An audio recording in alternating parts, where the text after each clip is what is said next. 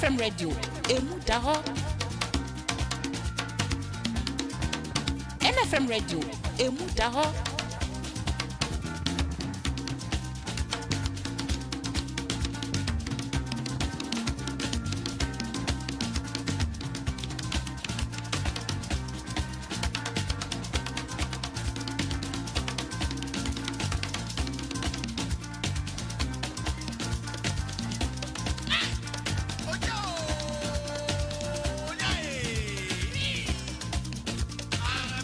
NFM Radio, emu daho.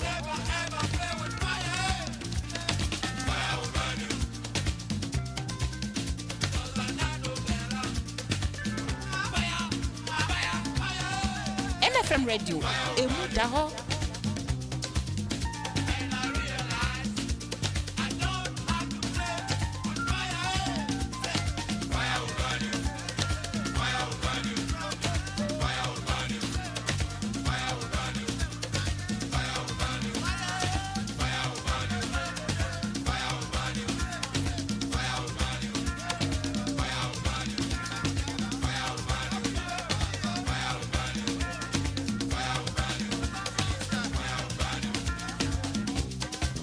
NFM Radio, emu daho.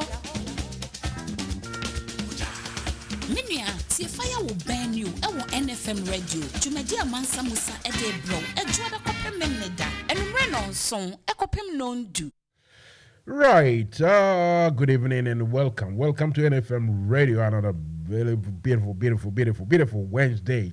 Wednesday evening. You see, when I say beautiful day and all those things, people think I'm just saying, look, when your day is beautiful, you know that it is beautiful. I've got some 3 wicked boys who are trying to keep me slim, trim, and fit. You know what I mean? I haven't got the skippy rope yet, if I get a skippy rope. But gradually, don't get me wrong. When I wake up and I feel the day is bright, it is, you know. It's not about, it is the mental state, I want to say, that when you're feeling good, you know. One good thing that someone gave me as a present, you know, the roller, that roller thing that you kneel down and you roll forward and roll back. You roll forward and roll back. It got me the double-wheeled one, a very beautiful thing. It's very simple exercise to do, you know. It doesn't strain you too much, but you see that it builds the muscle already. You see what I mean? It's trying to trim. Then I've got this special equipment. It's like the magnetic sock that people, you know, builders, those guys who fit glass panels to buildings, they have this magnetic sock. You know, that thing, you press it against the glass, then you lock it. When you lock it, it will, you know, get stuck to the glass. Yes, I've got this equipment, and when you lock it, it's stuck to the floor. So everywhere on any floor, you can do your sit-ups. Obviously, you won't fit it on a loose floor, otherwise to take if it's floorboard or something, to take everything away. You see? So with these guys, I'm trying to do my best, and that keeps me straight, narrow, fit, and everything. All right, tonight we are here to discuss all sort of everything from A to Z, from everywhere, from, you know, Tchaikovsky to Mozart to Abednego, Archimedes, everybody. We will discuss anything and everything. Today being Wednesday, it is me alone, me, myself, and me. I am here, so you can ring me on the studio telephone number anytime you want. I am featuring alone on Facebook and on WhatsApp.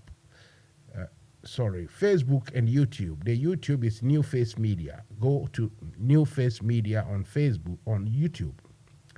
New Face Media on YouTube and NFM Radio on Facebook. You see how confusing the thing is. You see, they put face in YouTube, and whenever I'm saying it, I think I have to be very careful. So if you want to see Musa or get a recording of my programs on YouTube, just go to New Face Media. It is one word, and to take you straight to our portal. On Facebook too, it is always recorded and it is there. It's NFM Radio and it will be there. Before I continue, though, let's go for quick commercial break and we'll come back and continue.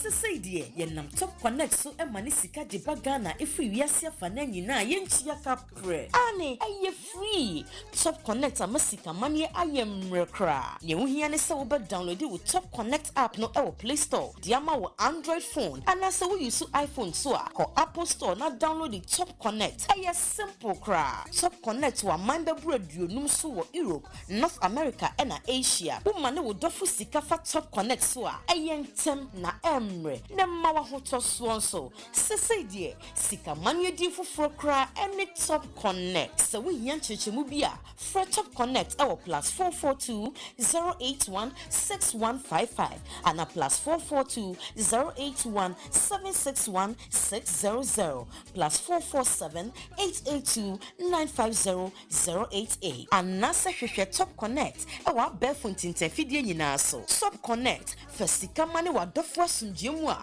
unchia kapre Top Connect yensu ye dienye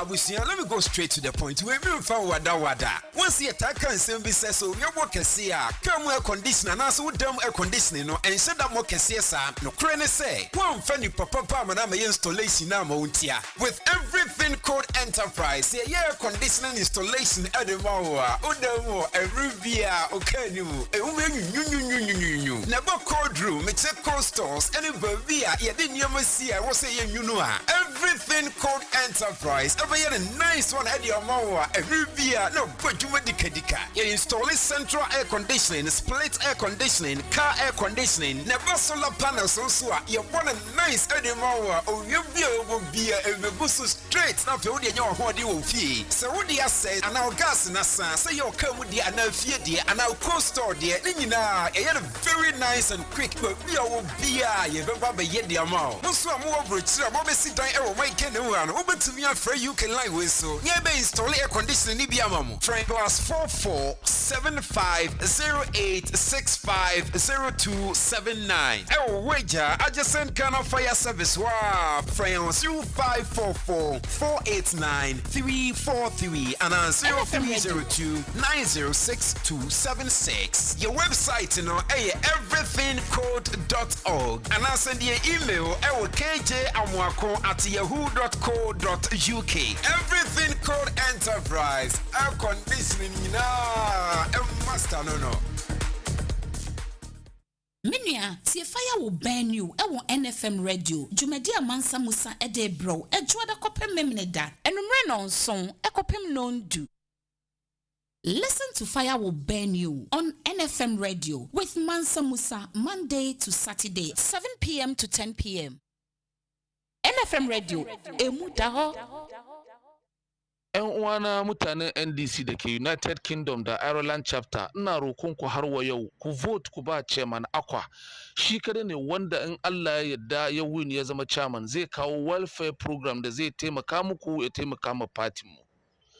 Daga cikin wannan welfare program dukkan member da ke neman taimako lokacin da ya shiga cikin masuwa abin da ya kama daga 50 pounds zuwa 400 pounds welfare program na ya tabbatar a baka a taimaka maka in Allah ya maka dalili ka biya wannan kudi.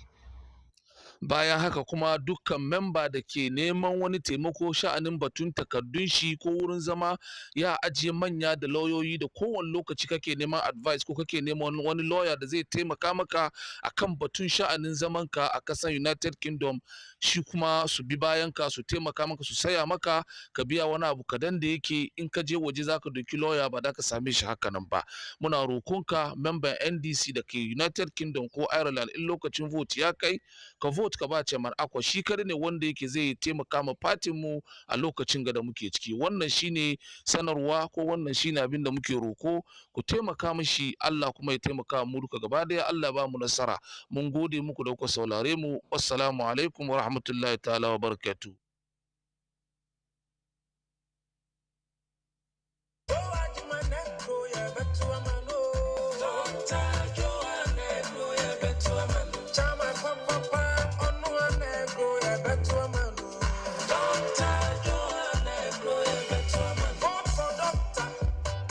As chairman for UK and Ireland chapter. Oh, you need papa, oh, you need a mighty doctor. Doctor, you are a better man. I will vote for doctor. I want to tackle the money who you fair. And tackle about this, so dear, young boy. You're to a baby, I'm a coya, ready a better papa. Dr. Joe Ajimai, you are no one. I want to tackle the money who you fair. Tackle about this, so dear, young boy. You're to a baby, I'm a young woman, so ready a better papa. Dr. Joe Ajimai, oh no one. Dr. George Mansa, on all the opposite, NDC Kwa, UK Island, the beginning of diaspora. I am crab and shetty, Montumano, Dr. Joanne, but the Campo Muba, I'm a mebu. The Campo Muba, this is a papa, but the Campo Muba, my man, yeah, ready.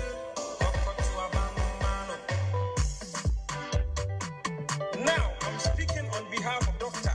Joe Ajimai. When in my papa, Doctor, I couldn't see a person or the boy.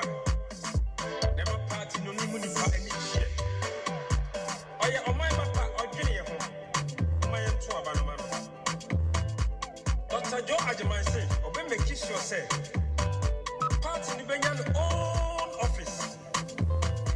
My meetings are doing now.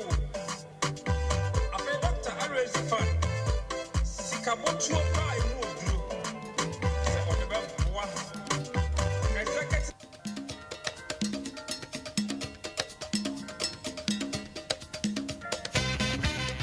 Yes, welcome once again. Here is NFM Radio, Mansa Musa. I am ready to rock and roll. Are you ready? I am sitting here on the captain's bridge.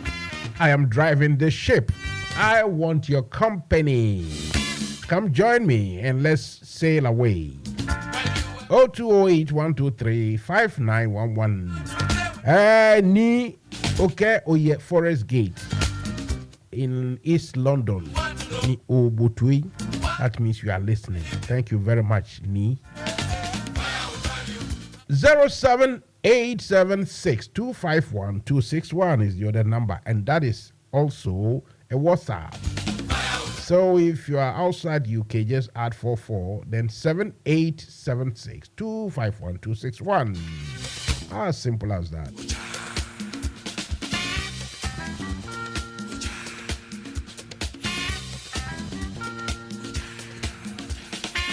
So tonight, let's talk about Brian Achampon. I always, anytime I want to mention his name, then I made a mistake of mentioning Brian Adams. You see, Adams is a very good singer. You see what I mean? Beautiful rock musician, very beautiful guy, you know, from Canada.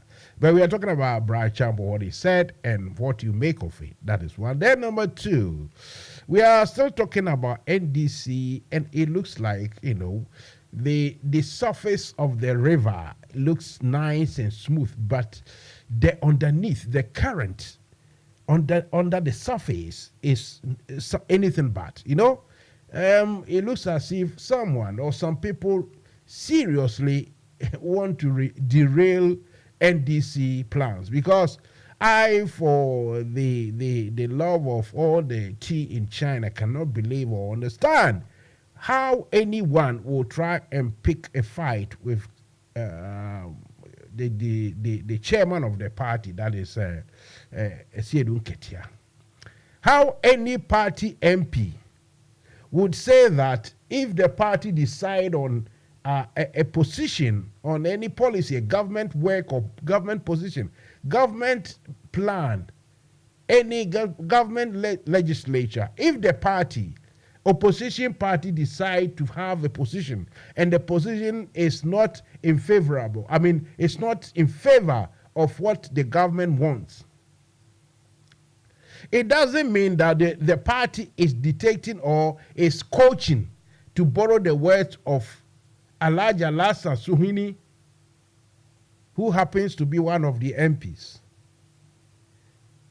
The words he spoke or wrote about the party hierarchy shouldn't coach the MPs.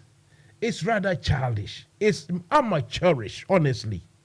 Because all over the world, wherever democracy, even the worst kind, as we practice in Africa, wherever this is practiced, if your party tells you that this is our position, sometimes the position of the party may not be, anything, proper, or let's say it is just for politics.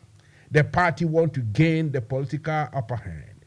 So they say this is our position on a certain decision. Should the members of that party in parliament, if anyone does not agree or have a different position to what the party, his or her mother party have decided, it is very commonplace for the MP to come out, even publicly, to say, no, in fact, when I listen to my constituents, they want something different, or they are in favor of what the government is saying. It's very difficult for me. My conscience doesn't allow me to follow the party's, directives. When MPs keep quiet, they keep their silence, allow the party leadership to think that they have all the support in the world, only to realize later that no, the MPs, some of them have decided to break ranks and to go against party position or party directives. If this isn't treason, I don't know exactly what this is. But before we carry on, let's go to these guys who have lost their monies and have a listen to them. We'll be back. President Nanado, your friend Matheson, Sunyane Namewo. Makwatena awonu Holland, ako Sam in Fifure. Sika kakra minyaye no. Me diaba mia me maimu Ghana. Diaba betu registered bank, JN bank yi. President Nanado, ube TV so bekatre Ghana for se. JN bank anye nejuma yi. Tiwaje bank ne licenses no. Wo the customers ni sika be mo. 3 years muni mensanka emisika. Sika kakra ka ye no so 550 million. Media kwa to commercial bank. Na me say commercial bank de me di misika koto ho a e save. President Nanado enam IMF bosiana wo kwa ko boninti. Osimi misika 550 million na odi akwa ye adwuma nya interest wo so no. Once the Quran on famame. Misika trend no so. Ose on famame. Just 2024. Na sika no interest ketuwa no a menya no. Obema mi mu 5%. Menya adwuma wo Ghana. Mintimi so enko Holland se me koye adwuma. Mimfia ko animu kakra. Kwan ben so na mefa so a me na me yire ne me mba yibedidi. Mr. President, mesero se me ma se me be street carefully ho. Mia misika makosam infifure enya no. Mesero se obama mensa aka. Obi bia obi tie saa me audio me recording yi bi no. Mesero se mo de beto mo platform so. Ebetimi afa so ma President Nanado nensa aka. We nyamase ni bi etie. Ghana mpanyinfo for mesero mo so se mo ne President Nanado be kasa ma me. Medamase. Good morning, President Nana Addo Dankwa Akufo-Addo. I'm paying me bano boko. Midin the ASP retired Franklin Nate. Mesun Ghana ewo police mu 24 plus years. Na mi gratuity Mansa Kano. Milito bond. 2 years. Aka 1 year this year, September. 2023. Na mi bond no amateur.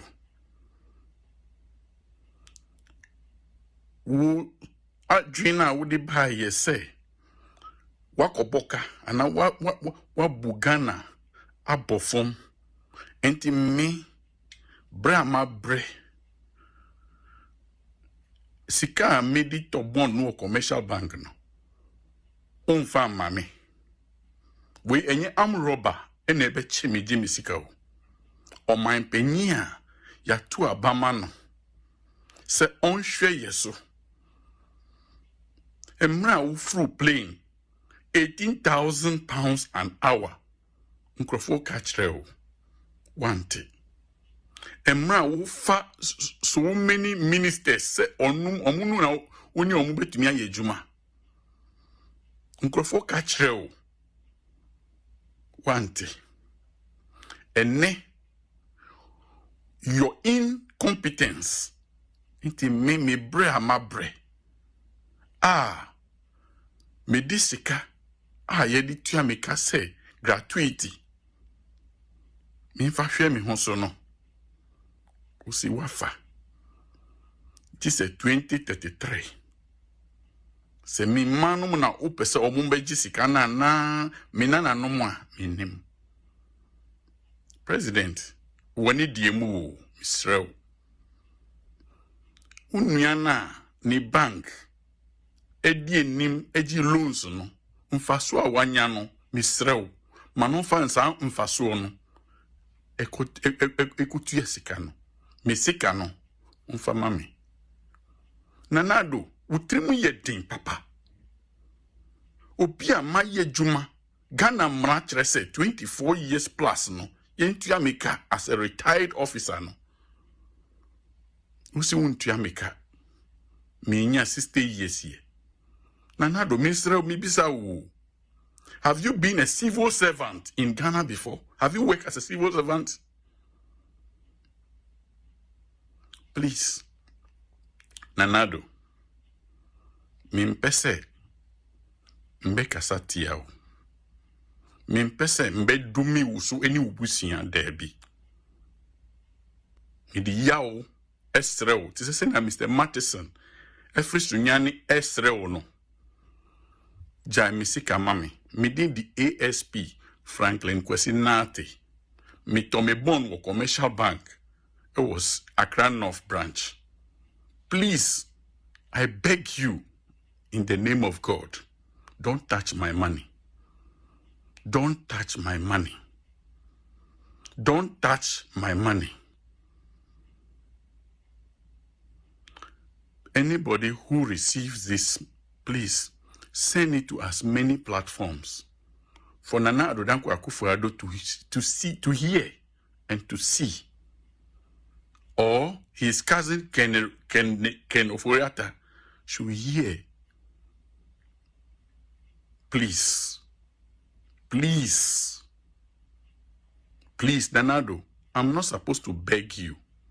Because when you were begging that you should be tried, I remember traveling from Kumasi to Kofrodua to vote for you 2016, thinking you are bringing something on board.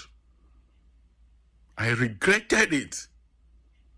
I have regretted all my life. Some friends told me, Anka unya accident or question na uya. Well, Nanado, please, whoever received this message, forward it to as many platforms. Let Nanado hear me and ensure I have my money. Thank you. What's name wacha? Mama 2 years. Sesia the Fira Bia 2 years. I want them. What's name? What's name 2 years? We are 2 years account. Sesia no. Sir, dan someone has a per se. Open single room. Sesia no puta 600. Puta 500. Puta 700, 800. Nya dying. Says here agent for age 100 CDs for viewing fee, and I say 80 Ghana for viewing fee. Just show you the room. Says here if you're a full beard, your mother am agent for Uchia 9,600. Also Uchia agent 900, 600, 900 and almost 1,000 CDs. Why? Says here you to the end day. Why? Like why? What? Like why?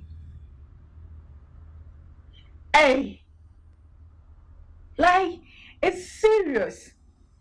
Say, Matsna demo 2 years. I'm paying 8,000. Now I'm supposed to pay 9,600. And you're taking the 2 years. You take 1 year and put. Because you see me 6 months in 1 year. Se see ade we adwuma me fiera wo be boaboa no busumi pay a de be amount say 600 or say 700. You have to eat only small one pay because a whole month no pay enti back on ho be den wo me hwe bibi yi o wo me hwe bibi yi wo man mu ampani fo mo nka ho asem hwe na youth for ne ye bre na ye kunkum ye ni how a direct inti ye be din ponti no wo be kom ye kun Bobe koma ye kunti youth nti ye bra no muhu edan sem kunye adey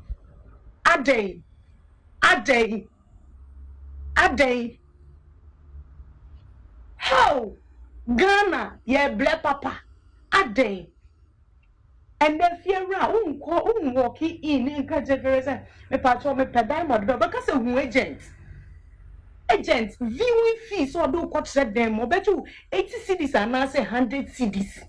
And then there's some man dying who could have 600. Oh, nothing room name. Or do 2 years, 600 CDs, 2 years. Because of that, into the old thing with that or no person or two. Now or do a for a show on what 600, what 500. That you would turn into a person who 2 years. Ati mu nka ho hwe man ye say youth ne ye bre ye ya ne ye beto abo ne ye aso ne ye to aba na me de me influence ne nkrofo keke.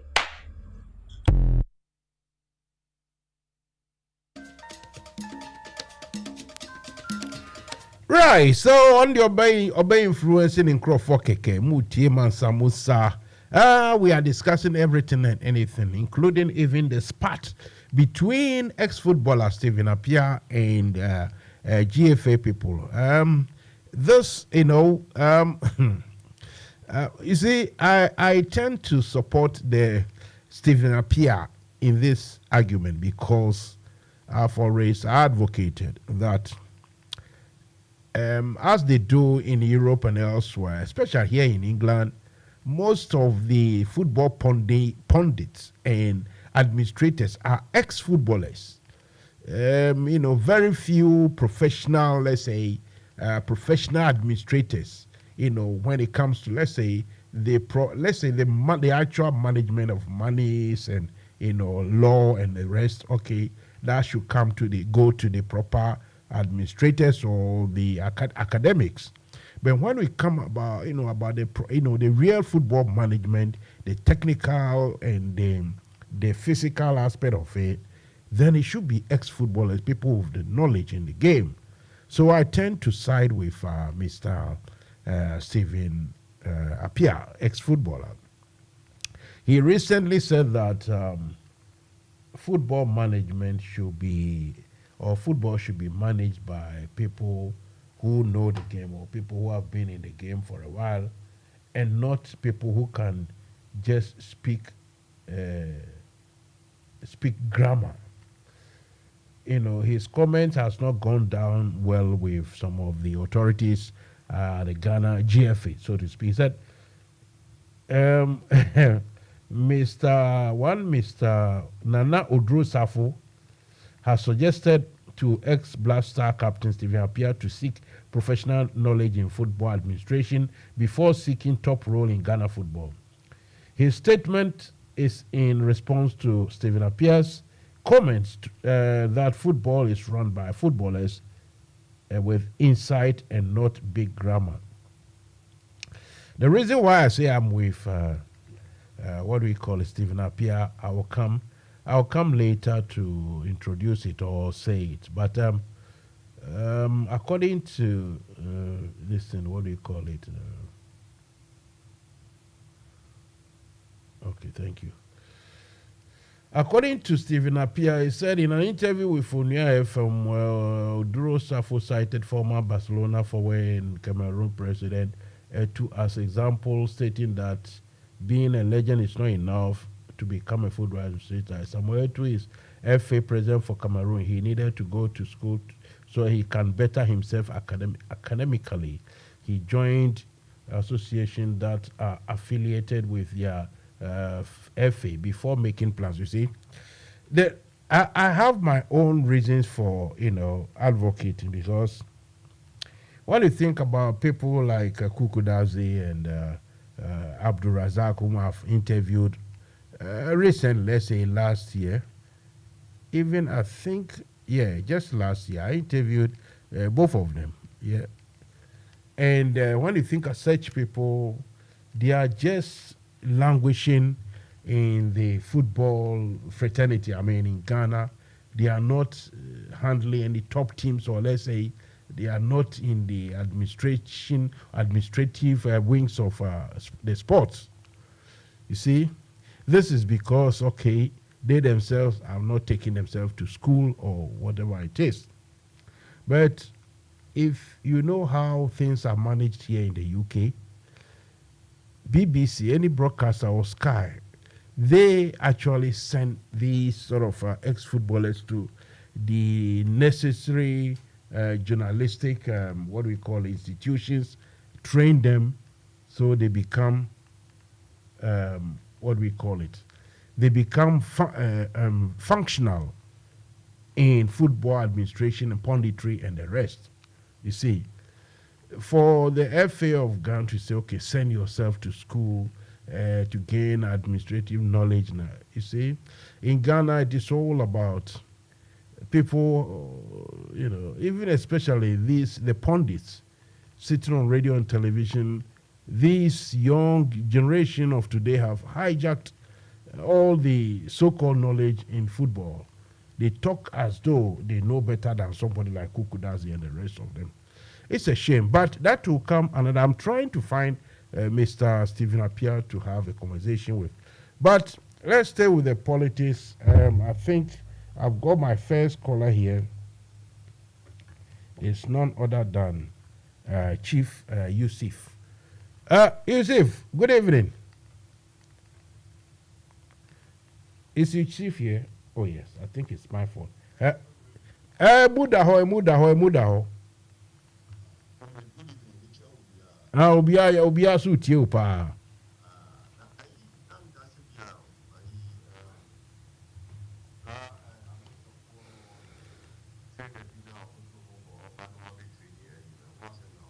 Today we are talking about all those things, everything. I'm trying to get this man, what's his name? Martin Pegbu. He actually brought that information. When this information by my lawyer Martin Pegbu. I'm trying to get him. Yeah.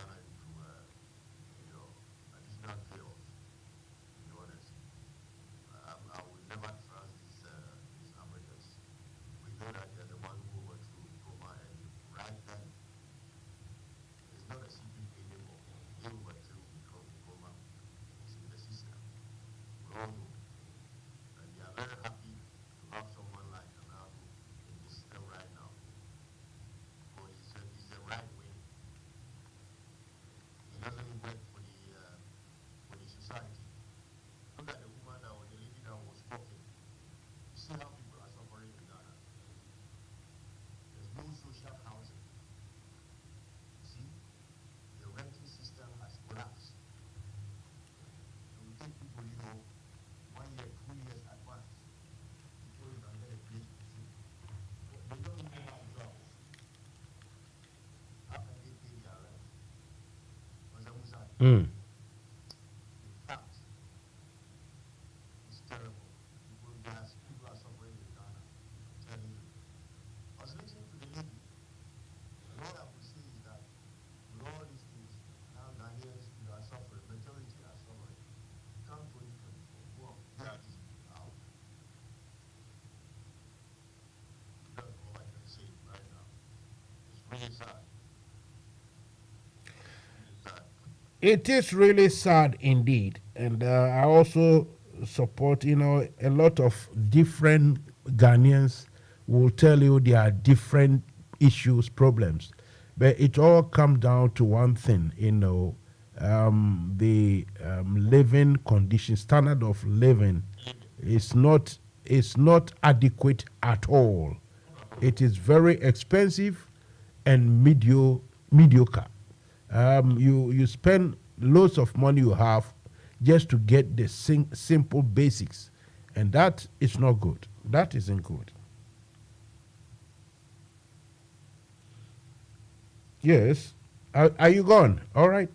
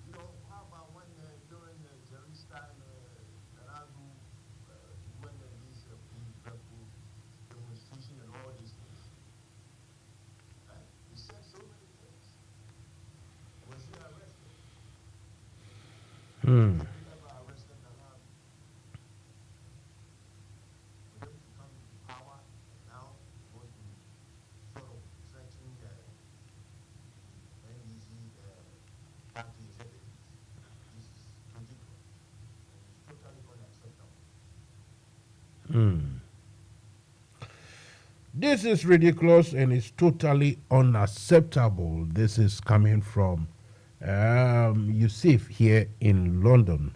Yusuf, even on air, I have to apologize. I know. I think it was a Sunday, the holidays, the Easter time.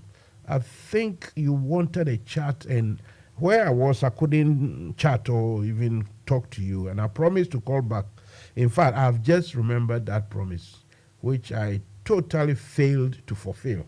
So, on behalf of the gods surrounding Mansa Musa, I duly hereby apologize.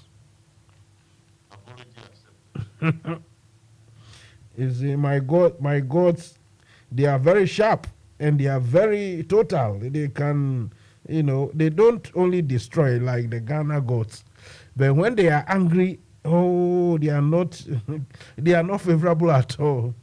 Ghana gods, they only destroy. Oh dear. All right, listen, keep listening, and at any point you can come in. Thank you very much for your call. Good call.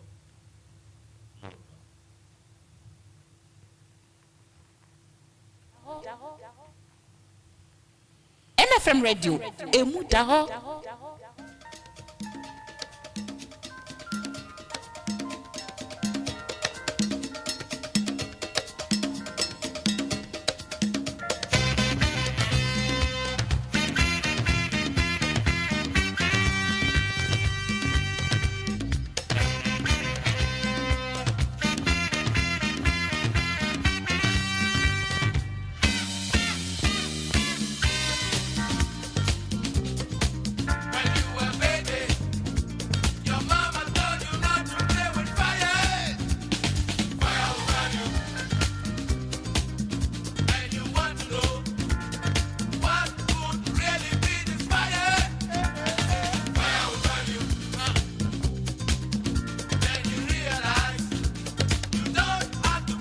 Right. So welcome back. Yes, I was talking about this spat between Mr. Stephen Appiah, ex-footballer, and the GFA.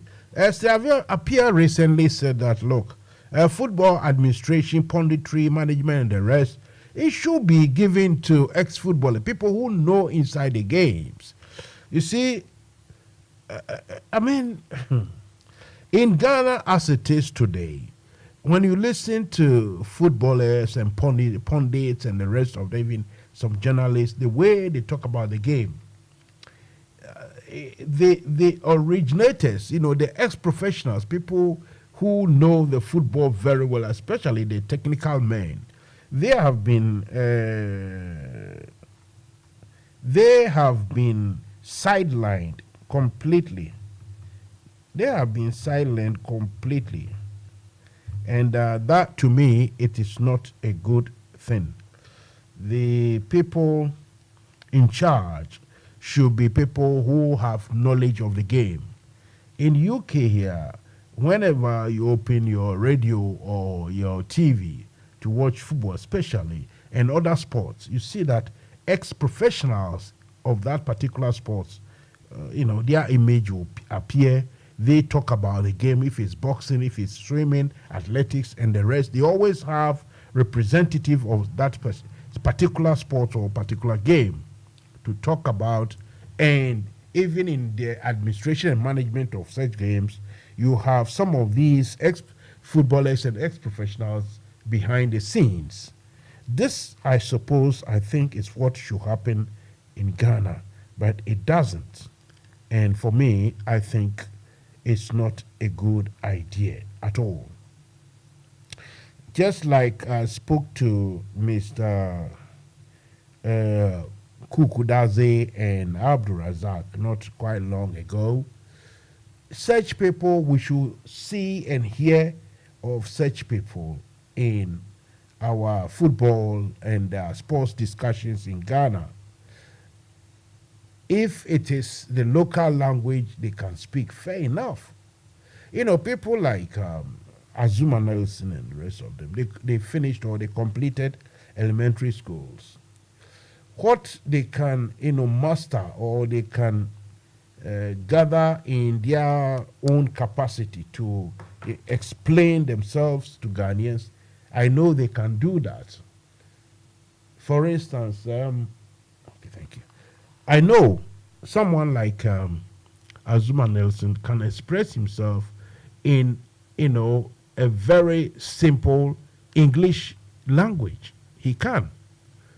So if he is always at the forefront discussing boxing, it won't be bad. The same applies to somebody like Ahmed Polo, George Alasa, Kukudazi, and now somebody like Stephen Appiah. Such people, in the end, the state itself will have to sometimes help them in the proper academic administration or managerial skills that they require. If we are to promote, our sports, be it sports, boxing, swimming, athletics, football, and the rest, we have to invest as part of the investment into the game. Consideration should be given to ex-footballers and the likes, so that they can also contribute. Because the way we go about our thing, our everything, as though the moment you get older and you leave the limelight, then you are completely ignored, and would have all these Johnny Just Comes, new generation, come and talk as though what has been good is only what they know. And that is the recent mediocrity of football games that we watch, especially when it comes to the national team. Even the local football itself, if you listen to this GFA man telling Stephen that Stephen Appiah, should take himself to school and the rest, I would have kept quiet and assumed that he is right. If and only if the administration by these people, so-called academics, the administrations of the sports in Ghana is anything to go by. If they are doing proper, they're doing well, then I will shut up. I will say to Stephen and the rest of them that, hey, Stephen Pierre, hey, we have proper administrators, people who have been to the academia and they are doing the football and sports very well. So why do you have to come and, talk like this to them? But we know everything is haphazard, it's mediocre. Sports, football, everything in Ghana is mediocre. Let me quickly take this music. I'll come back and we'll continue.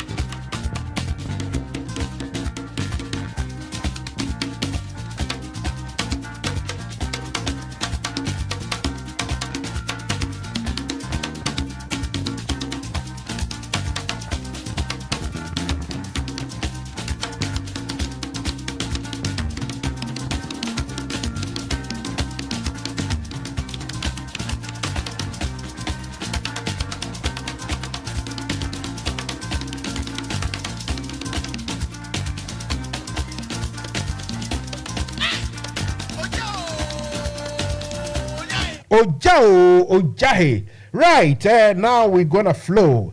Listen, I am alone here, and I had to replace a dead battery. You know, I'm here managing my own affairs here. So when the batteries in the cameras go off, some of the cameras are, how do I say it? They are powered from the source, from cables to the electric source and everything. And some uses batteries. And when the battery gets boof, then I have to make it puff and change them. That's why those of you, or one of you, asking me, you are not flowing, you are just going up and down. You can see me on their Facebook or something. It's true, I needed to change the battery. So now let's flow. And I've been able to contact or get in touch with Tornado, Stephen Appiah, ex-footballer. And we are doing the checks and balances. If we are lucky, he will say, okay, let's talk. Or if we are not, then he will say, okay, another time. So obviously, so that we can talk about that sports issue. But now coming back to politics. Brian Appiah, or is it Brian Champon, went to have a walkabout exercise, to do with his constituency people, which is not bad. Everybody does it to raise the morale. It will also benefit, physical wise. It will make people, when you are forced or compelled or asked to go for a walk, then it isn't that boring, or it's not that difficult, or let's say, it is easier than when you were alone, you're going for a walk. So all the politicians who, involve or indulge in such activities, I say, fair play to every one of them. But after the walks or the exercises, the training, and you come to stand on the platform to, raise the morale of your people, or let's say talk big to them, try to, raise their happiness. It's also not bad at all, especially when at a time when you feel you are under the cosh, or your party, the president and his people are not winning in anything really. The economy is busy basa, and the fault lies with them, with the president and his administrators, or those who are supporting him. So when for a long time Ghanaians are not happy with the goings on politically, and they are attributing mistakes, the fault to your administration. Okay, you come out to come and raise the ante a bit, tell your supporters that you are still good, and you think you can win, and that you do all whatever it is possible to win. That is something that got to be said, and if you say it, I think there's nothing wrong with it as a politician. But when you say things to imply that come what may, whatever it is, you will not hand over power,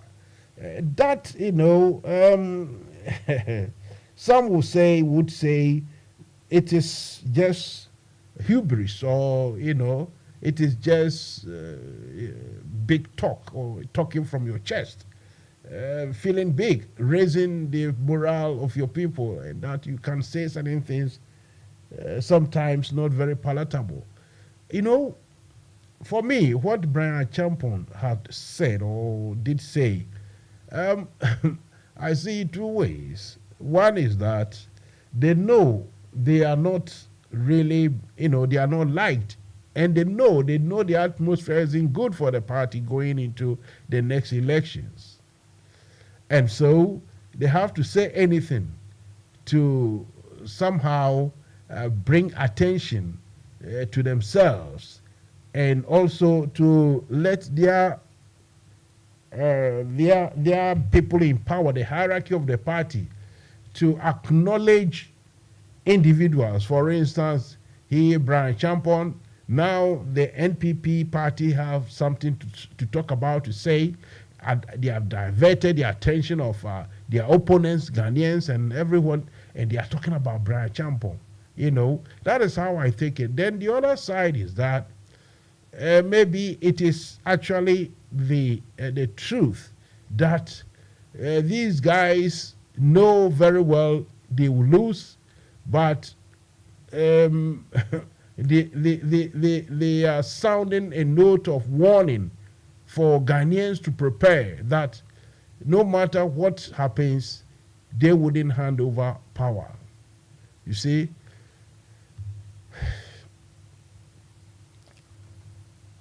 for me, I would say that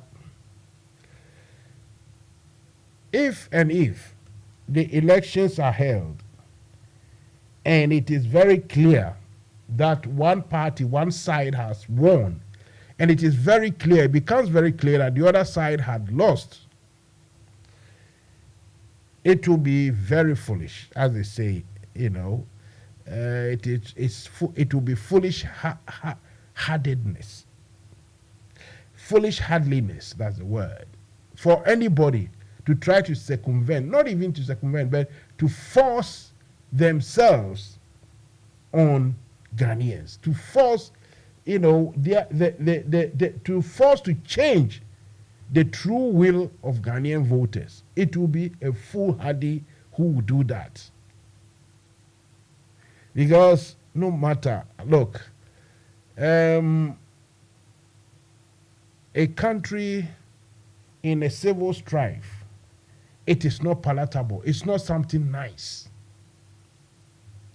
And for someone who claims to have seen action in a war setting, Brian Champon has actually acted foolishly.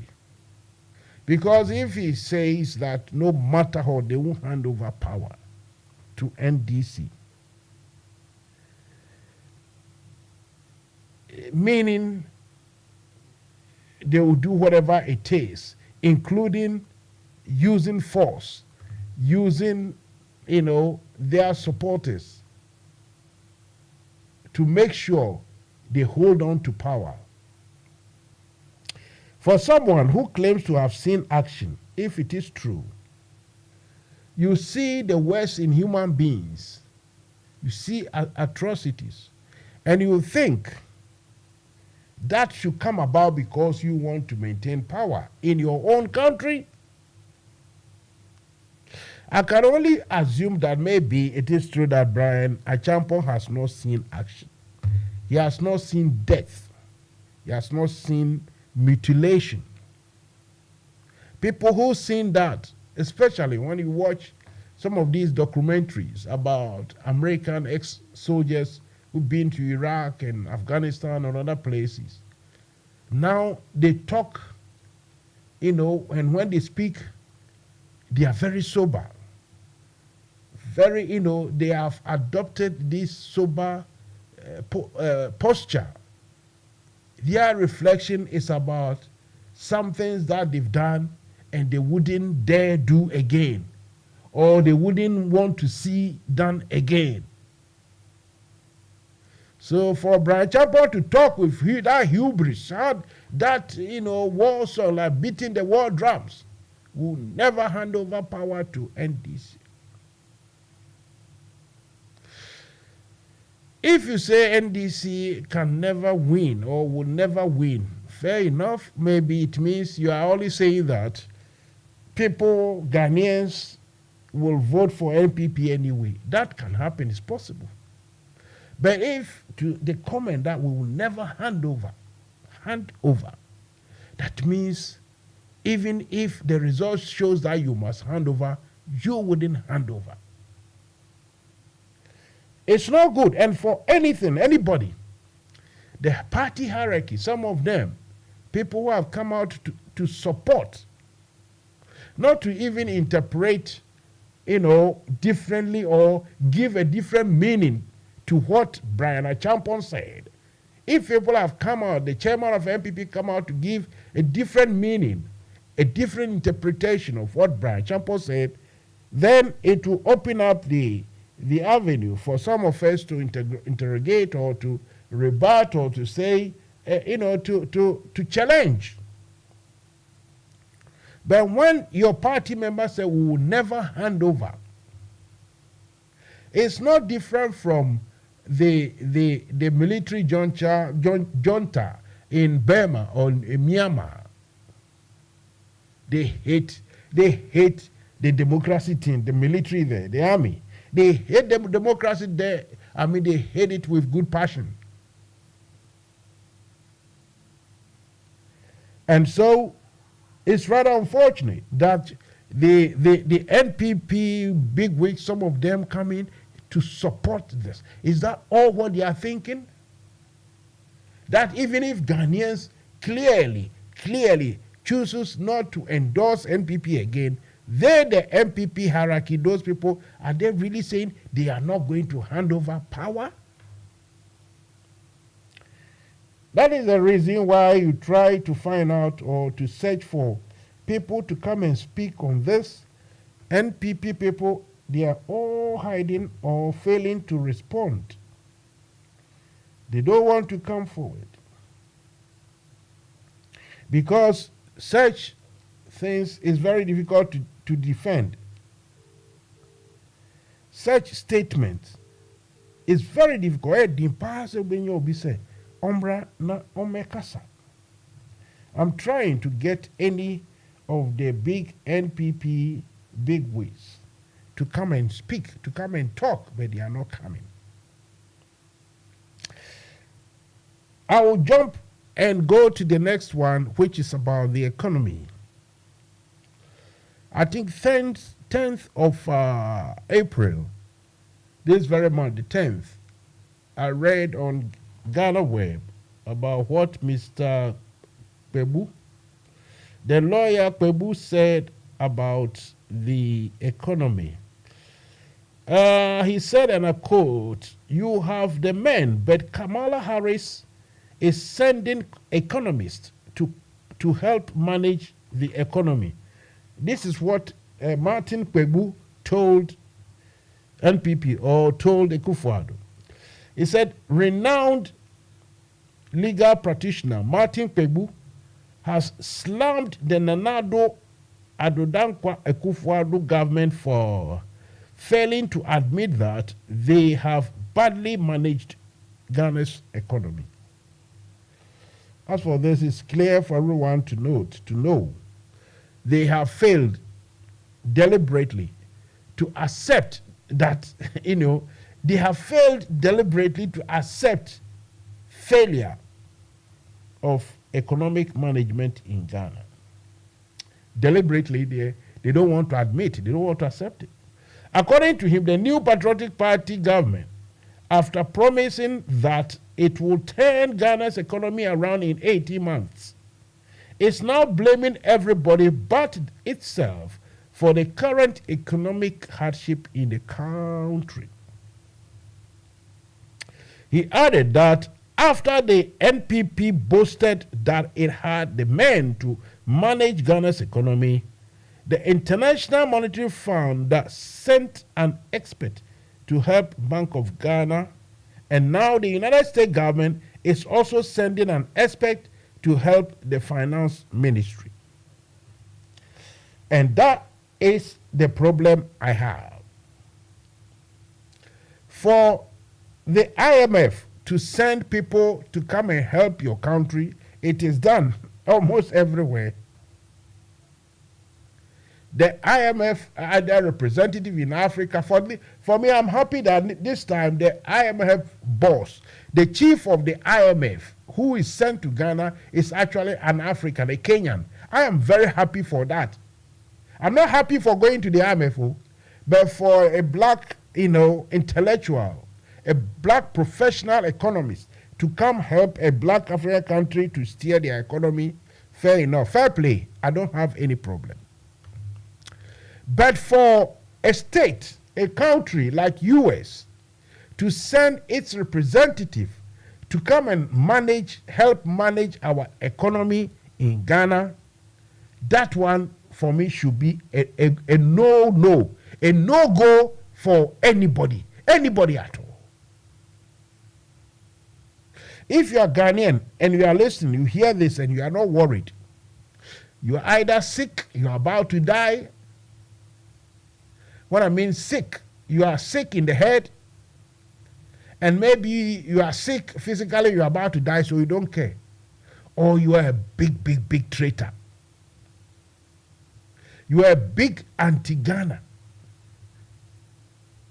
for anyone to note that the US as a country, as a sovereign state, to send somebody they think is better in handling economy and economics than what we have in Ghana, Akufo-Addo and his people, after claiming, after the noise, the shout, the crescendo of noise making, the mantra, we have the men, we have the men, we have the men. If today it is true, as Martin Kpebu says, that US, through the Vice President, Kamala Harris, they are going to send an economist to come and help Ghana. We are in trouble. Where did we go wrong? And why have we come to this? As a nation, our sovereignty, if this is true, our sovereignty has not been sold. It has been given away. Our sovereignty has been given away. And I can recall that among the charges that military people previously used to, the reasons they bring out to overthrow government, to be, to sell your sovereignty, to relinquish your sovereignty to a foreign agent or foreign state, is the worst of the crime that can be committed by any Ghanaian. And I repeat, if it is true that the Akufo-Addo administration have accepted a request or a decision by the US government to send a professional economist to come and help Ghana economists. If we say we have the men and in bracket we have the women, it means we have people of high intelligence, people of, very deep intellectual acumen, people who have the brains, the technical and professional brains to steer our economy from this rubbish to something stable. If after all these years we cannot assemble Ghanaians of every political party, of any all spheres of our national, let's say, if we cannot assemble Ghanaians from every part of our existence to come sit down and think about how to, to plan how to come out of this quagmire, and we need somebody sent from US to come and do that. If it is really true that we don't have the professional acumen, the professional, what do we call it, the proper intellectuals to help us sort out our economy, and that we need to bring in an economist from USA, if that is really the problem, we are in trouble, aren't we? Or we aren't? Tell me if we are not. Because to be honest with anybody, this has gone beyond party politics. Okay, thank you. This has gone beyond the partisanship sort of thing that we do in Ghana.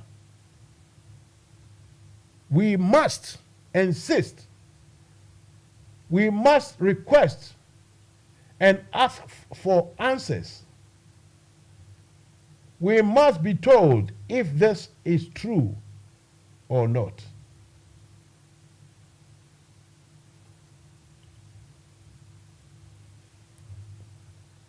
Sorry, I couldn't see your call because the phone doesn't make much noise. So kindly call again. Today is the 12th, isn't it? Okay, yeah. Today is the 12th of April. Okay, so let's see what we're gonna do here. Mansa Musa is live, and I want you to join me to talk about why we should allow, or if it is true that the United States government is sending somebody to come and help Nanado and his people because they think we are not good at managing our economy. If that is true, I will say it is the lowest of the low. It means our sovereignty has been, tossed over and given away for free. And for me, or to some of us, this has come as no surprise at all, because Akufo-Addo and his people have mismanaged so much. They are in a dire strait. They are in trouble. They are in a quagmire. So anything that can be done to salvage the situation without they actually admitting to Ghanaians that they failed. That's the plan. Akufo-Addo and his people want to do kukwasa quietly with their surrogate people in the media. There are people who have been paid to tell lies, to obscure so many things in order to make Akufo-Addo look good, even at this time. The other time I said something that in this situation, you wouldn't find, or you shouldn't find, a president having time and the appetite to go enjoy yourself at a party, Kwewu Easter party. The president shouldn't even have that time. The president should be seen doing stuff. The president should be seen talking to, should be seen working endlessly. But if your president have time to travel for some very frivolous, foreign assignment, and even go and enjoy party session at Kwewu, that president is not serious enough. But like I say, all this has not come as a surprise to some of us at all. That is how the situation is in Ghana. I will repeat. I'm trying to get Mr. Kwebu, Martin Lawyer Kwebu, to come and talk to us. I don't know if I will get him. But if it's really true, if it is really true that the U.S. government is sending a representative to come and help us with our economy, tell us how to draw up an economy, that means our sovereignty, it's no more our sovereignty. Already we've allowed ourselves to have, the U.S. military, the U.S. Army, the freedom of the country. That was in 2018 when, things were signed and sealed in the parliament that the U.S. military can venture into Ghana anytime they want and go anywhere they want. And that is it. With no questions asked. And if you don't remember, I want to remind you that when it is such that when a U.S. military personnel or officer should, involve in any illegal activity in Ghana, we in Ghana, our people, our police, our security, our laws, nothing can actually stop or intervene in the activity of that U.S. military officer. So our laws, to say it in the local parlance, does not catch them. NFM Radio, you see where we are? The Americans will say, you see where we are at? Yeah, yes, sir. Yeah, yes, sir. Akufo-Addo. I said yesterday, it's not of nothing, from nothing, that our ancestors, the previous politicians, they remained non-aligned. Today, I watched Al Jazeera, the UN, they are discussing Mali. You can see that it's all about the Western nations are blaming Russian Wagner in Mali and elsewhere. It's all about the fact that it is someone else's problem or someone has caused the situation in Mali, Burkina Faso, Mauritania, and other places. They try to let us forget that Muammar Gaddafi warned everybody about this situation, that if he is not there and Libya is not being governed properly, it is like breaking hell, making hell break loose. Gaddafi actually warned about this, influx or the breaking loose of all these terrorists now rampaging everywhere from the north to the southern part of the continent, or let's say to the western part of the continent. And what annoys some of us is that our leaders cannot look into the eyes of the Americans to say, hey, you have created this in the first place. Why Al-Shabaab and the Boko Harams of this world, the Al-Qaedas and the rest are all now flourishing in the southern part of Libya, southern part of Algeria, southern part, northern part of Niger and Gabon and Central African Republic, those parts in Mali and in Burkina Faso. All this is happening because of the overthrow of Gaddafi. The Western countries don't want us to acknowledge, to know this. And if you have a president who has mismanaged his economy and still think that he needs help from the West, he is ready to grant, the freedom of narrative, the propaganda narrative to the West, to say that everyone else is to blame, but not the West. NFM Radio. Let me go for a commercial break. It's now 1 minute, exactly 1 minute after 9 p.m. here in London, in UK. It will be 1 minute after 8 in Ghana.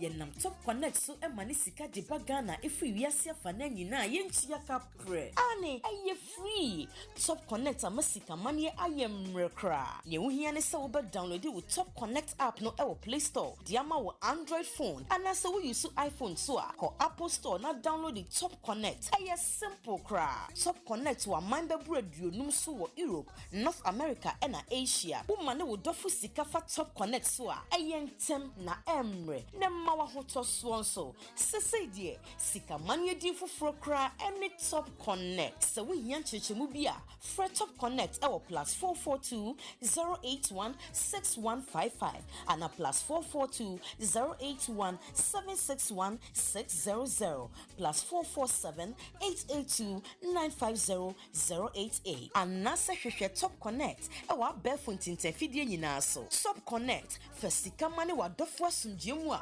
untia kapre Top Connect yensu ye dienie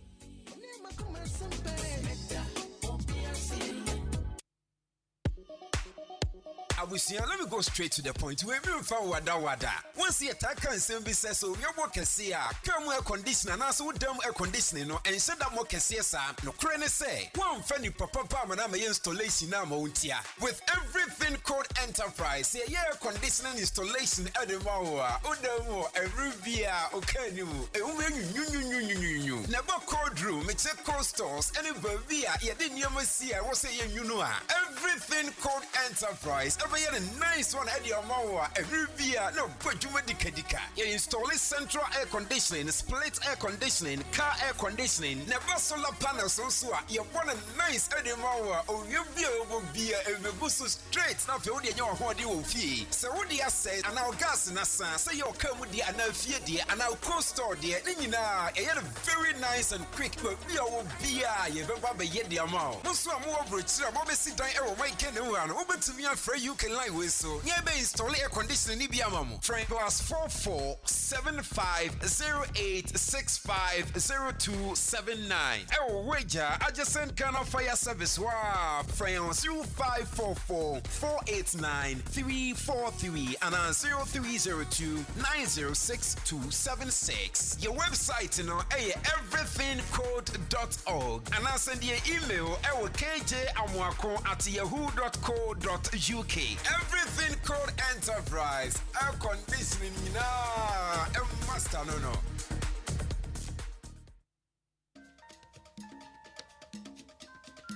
NFM Radio emudaho.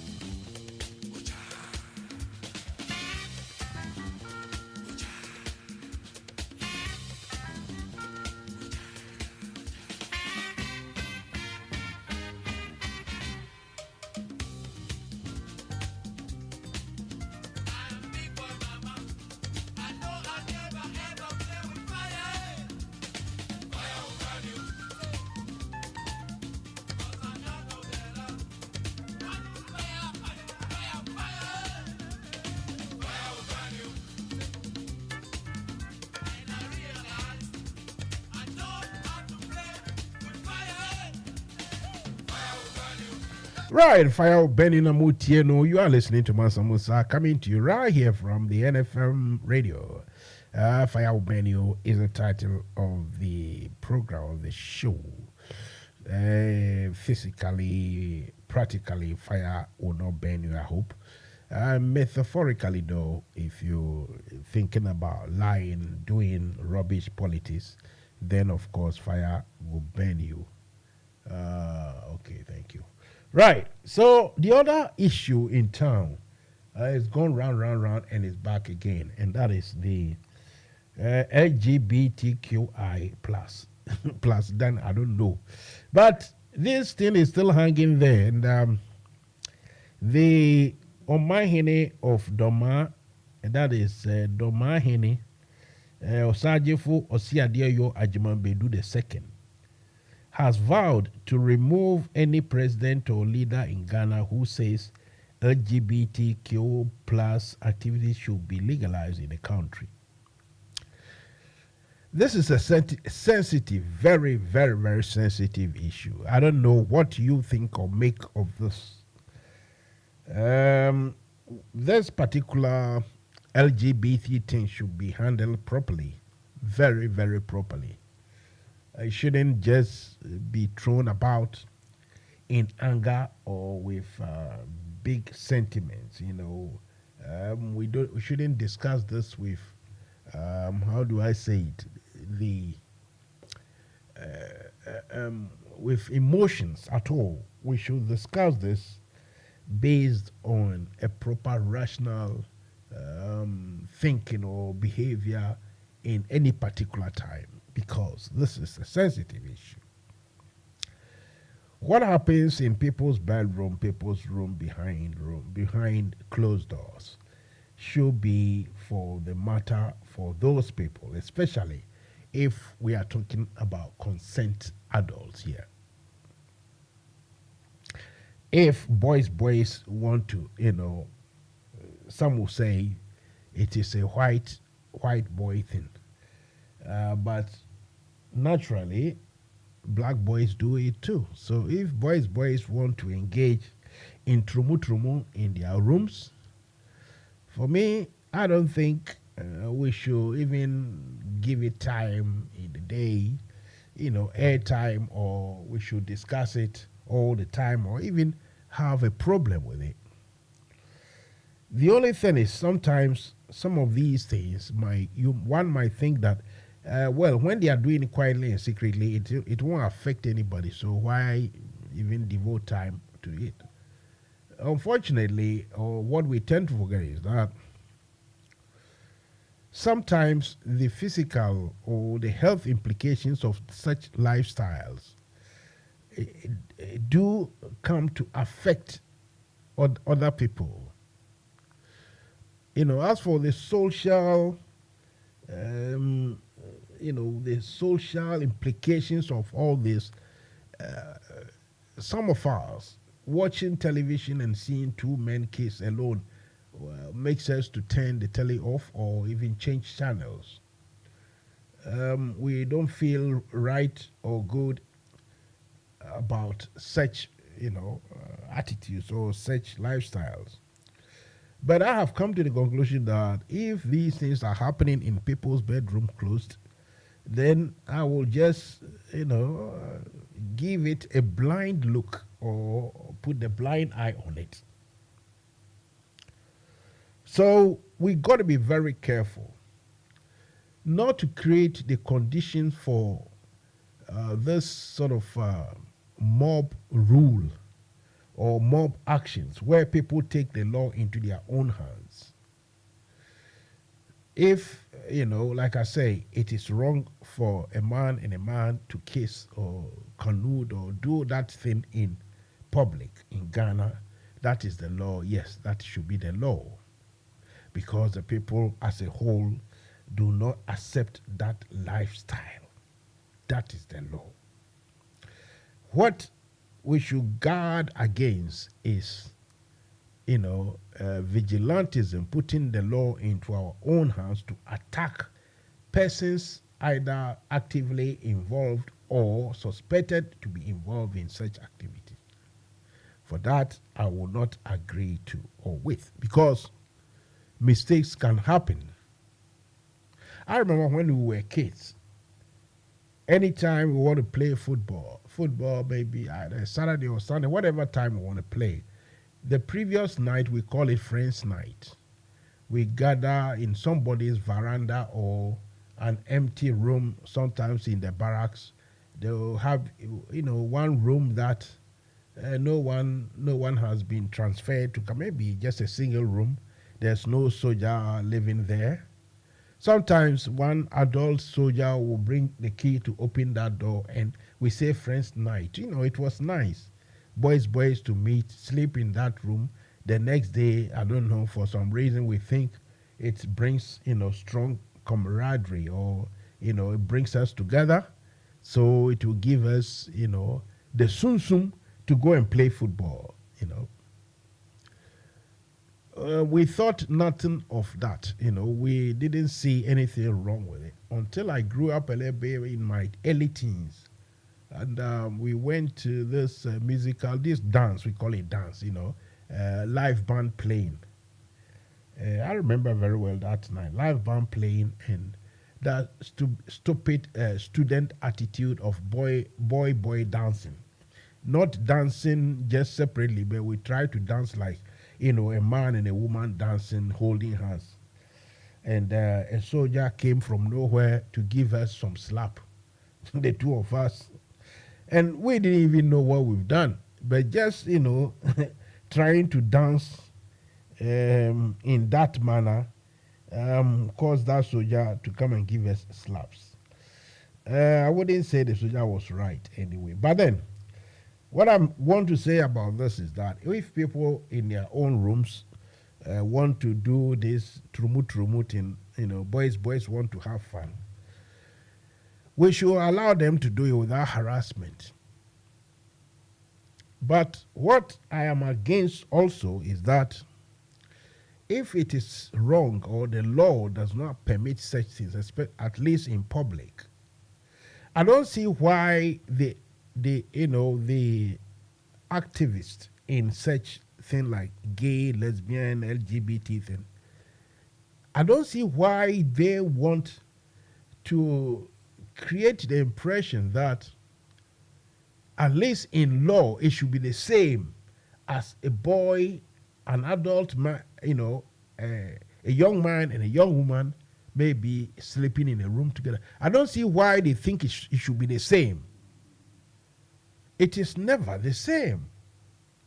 Because what it is that when you take the religious aspect of it, just the physical, the biological aspect of being together, a man and a woman sleeping in the same bed together, what brings about is that biologically,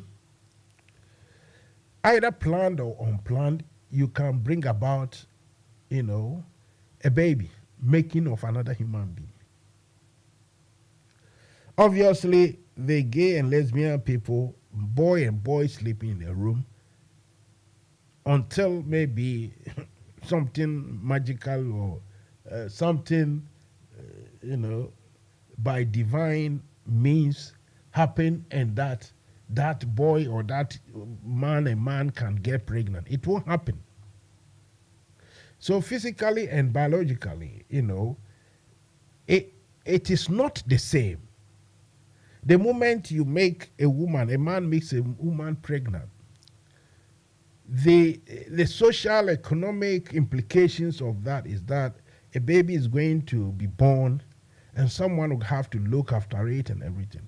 So you, man and man staying together, you can decide to say, okay, you are staying until you plan to go and buy a child.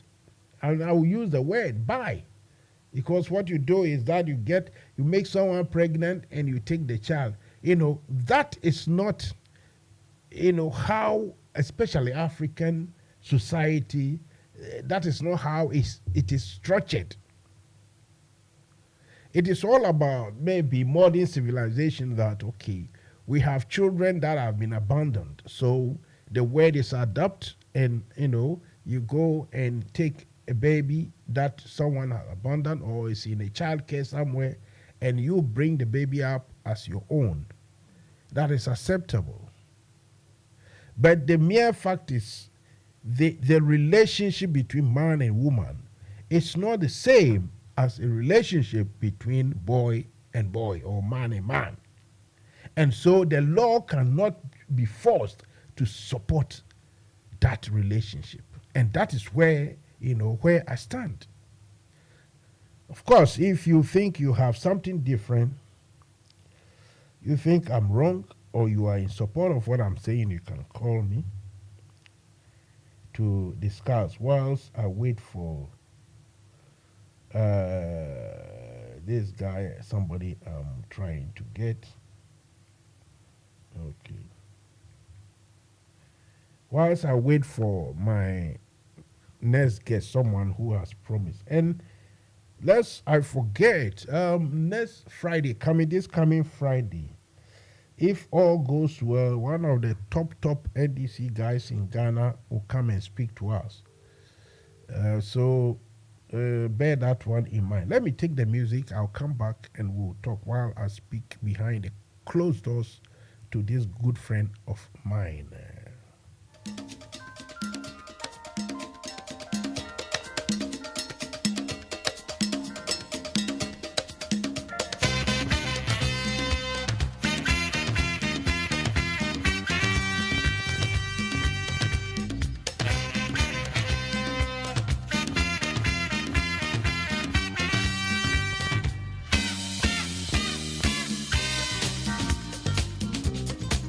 When you were baby,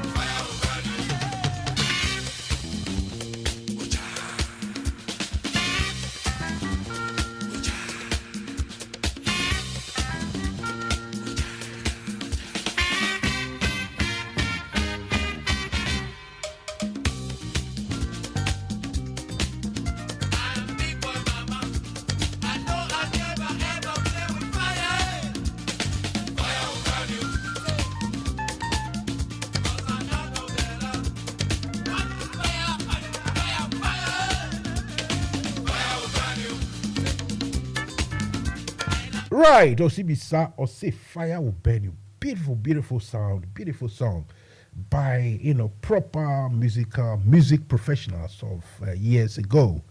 I was lucky enough to have watched Osibisa concert. I think it was 86 or 87 thereabout. Beautiful, beautiful concert that time. Osibisa.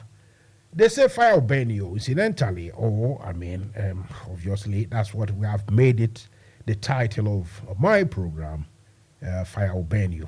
That is metaphoric. It's not nothing, I don't mean to let fire burn anybody, in physical terms. You know what I mean?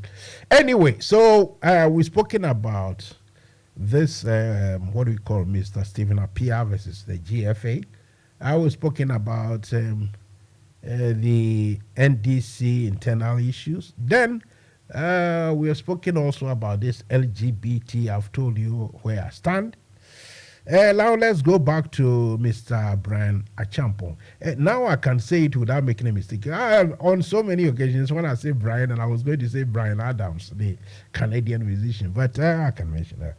Right, so talking about Mr. Brian Achampong, I've got a lady who incidentally is celebrating her birthday today. You see, so Mansa Musa should have just left her alone to enjoy her life, but then she herself too, she loves to talk and to talk to or with Mansa Musa, so it's all nice and good.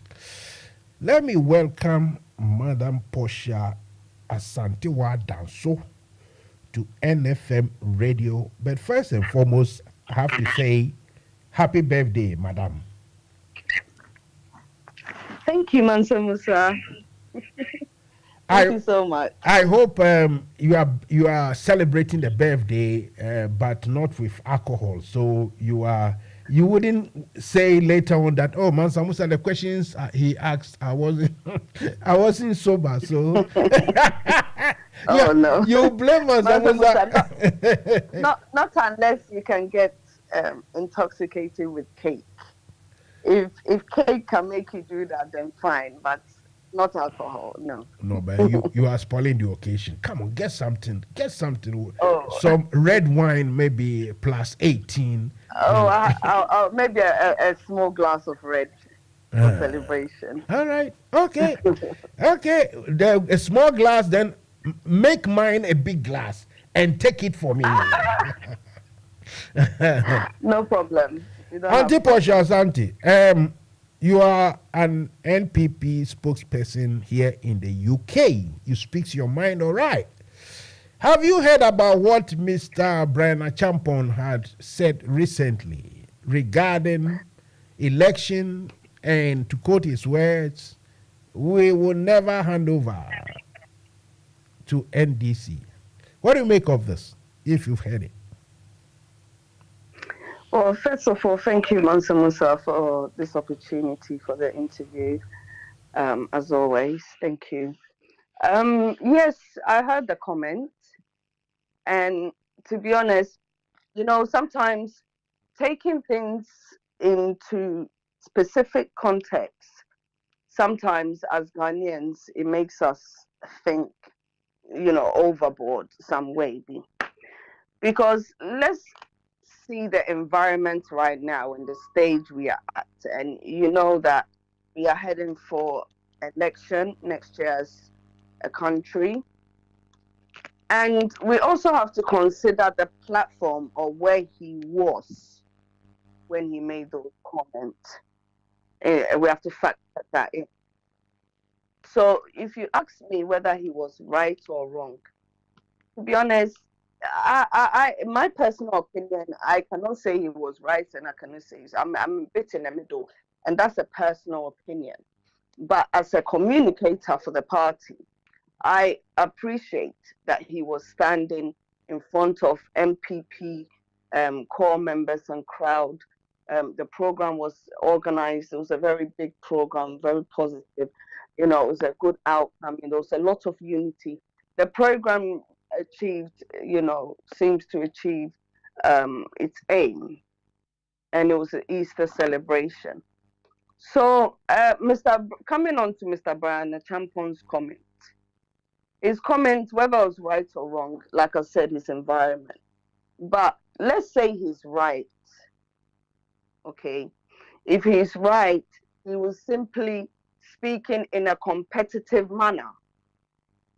Because we know, say, election, sometimes it brings out the competitive side of people.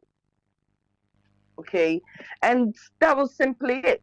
He was standing on a platform in front of Ghanaians, MPP members and sympathizers, and he spoke to them and he gave them encouragement for them to, if I use the word fight now,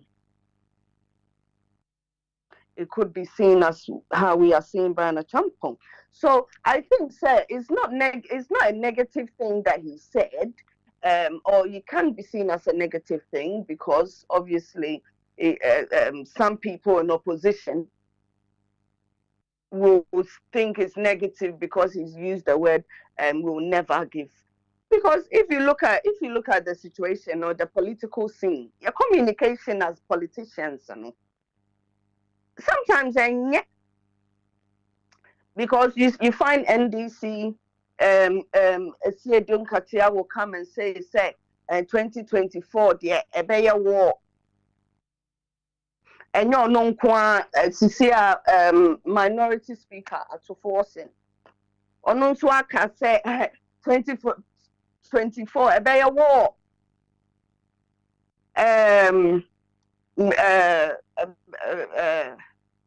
NDC money cry. Okay, even the one of the main candidates likely to win the NDC flag bearership, former President John Mahama. On the crowd, see a better boot for boot.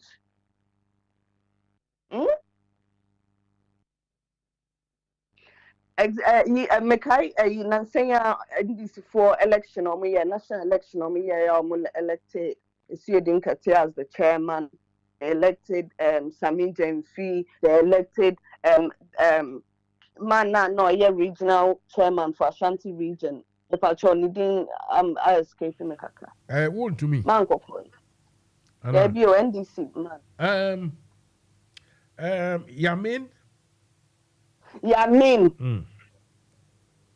Joseph Yamin. These kind of people, if you look at their political background, they have very big aggression. The current secretary, if I have friends and NDC current secretary. Fifi Kwete. These kind of people that the NDC as a party has elected to be their frontliners in the race for 2024. They all have the very, very aggressive communication and behavior from history. You can't say so, Brian. We can't let it go. So may it continue, right? The NDC have no legs to stand on. So may it continue. They have always spoken in aggression and violence for the country. So we have to continue like this. NDC for within themselves when they are doing their own internal election. Look at the aggression and violence involved. And NDC, you won't critically analyze your behavior and your status and the communication you give to the public or to the opposition parties, the smaller ones, or even the party in government. You don't watch that. But Brian Champon, I can't do all kinds to his party members in tea. I know they're mobile jampiaso and no ama a bear issue. Who said NDC himself as a party? They like to target individuals and attack them. I see. So overall, my point of view is the NDC have no legs to stand on because they have communicated in a very bad way. Is putting tension to 2024, and they really should watch that because it's not healthy for the country. So, as it is, you are saying, so may it continue. No, I'm not making say. Politicians in Ghana needs to watch the way they are communicating to the public, to to opposition parties, to the party in government. The party in government likewise need to watch the communication because it's not helping the situation. That's all I can say, Mansa Musa. When because did Yamin public platform, that kind of thing. Yo. When did Yamin? They should really watch their communication. Well, you mentioned Yamin. When did he say it is going to be war?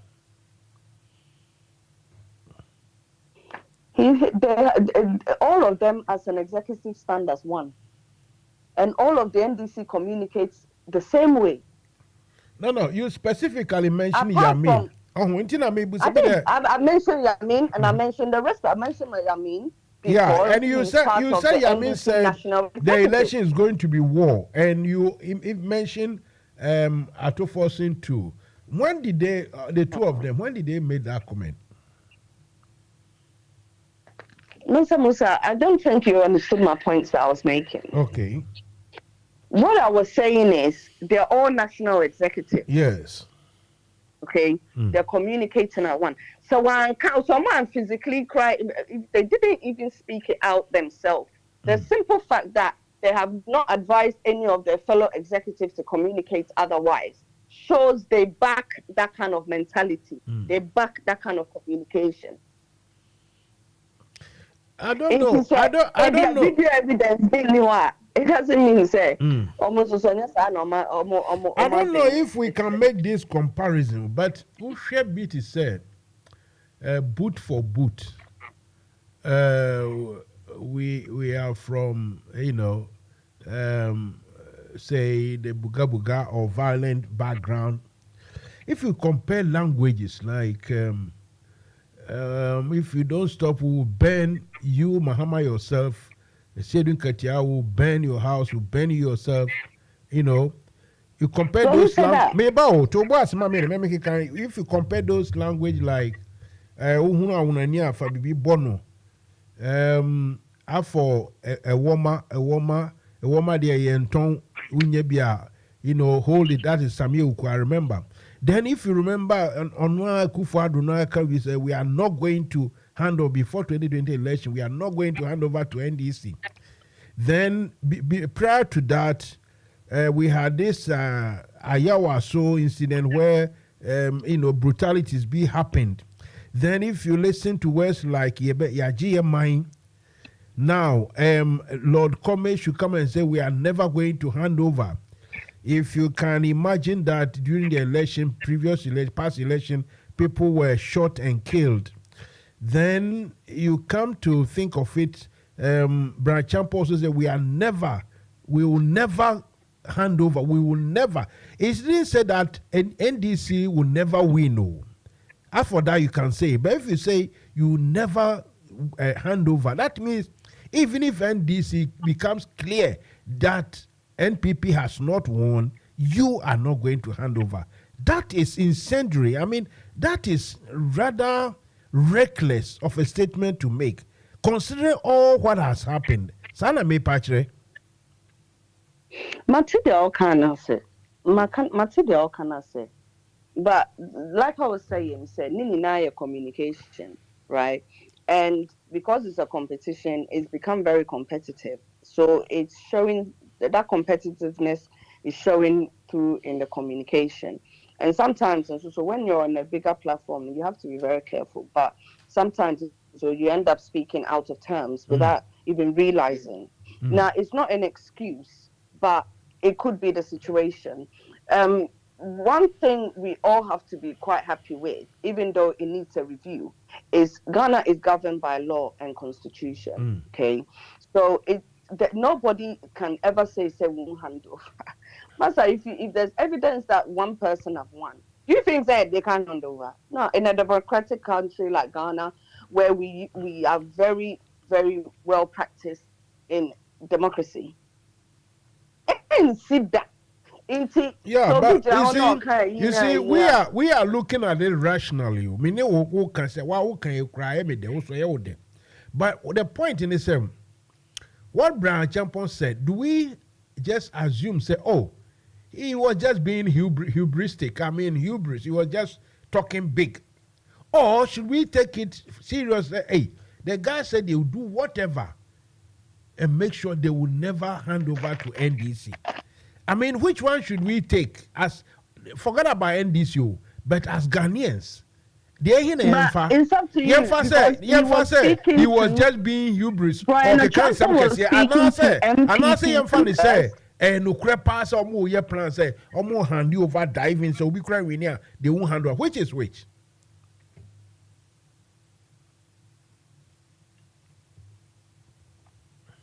Saying. Oh, what did I make? I know.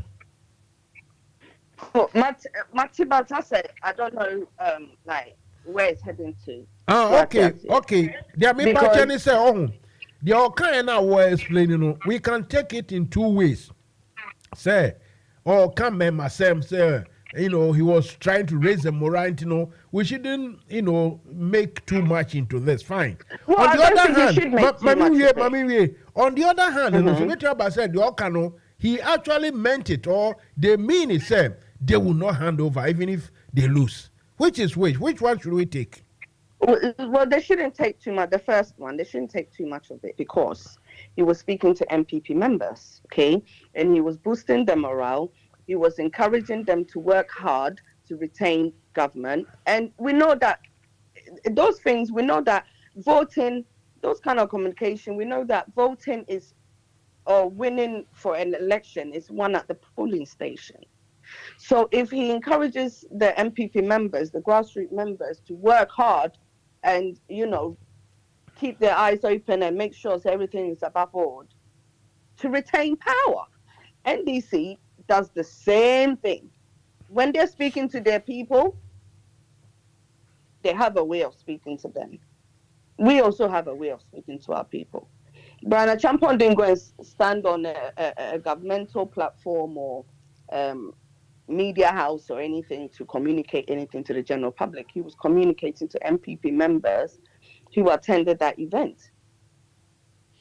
Somebody who is now a minister of state and who claims to have seen action on the war front, do you think his language was, to say the least, reckless? I don't think it's down to me to answer that question, said whether it's reckless. It's individuals' perspective. I've given different perspectives. And this is the one I said. situation. And this is the one I'm touting as Yas and Toi. And this is Yes, Andrea. You disappoint. You are disappointing. You see, when when you don't hear what you want to hear, then you say I'm disappointing you. But that is it. That is the situation. Anyway. Yankwa some fufuro so. One lawyer Kwebu or say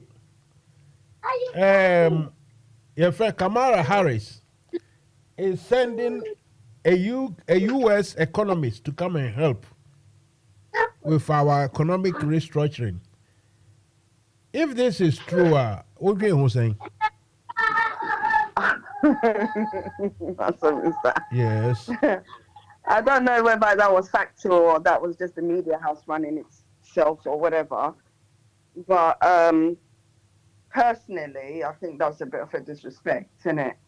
But I don't think they meant it literally.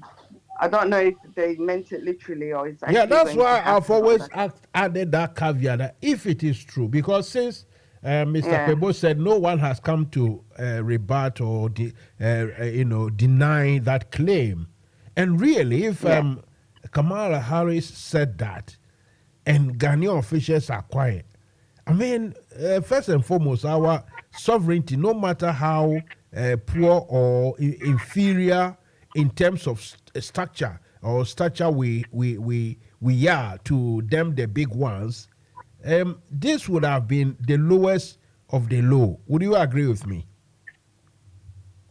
Well, yes and no.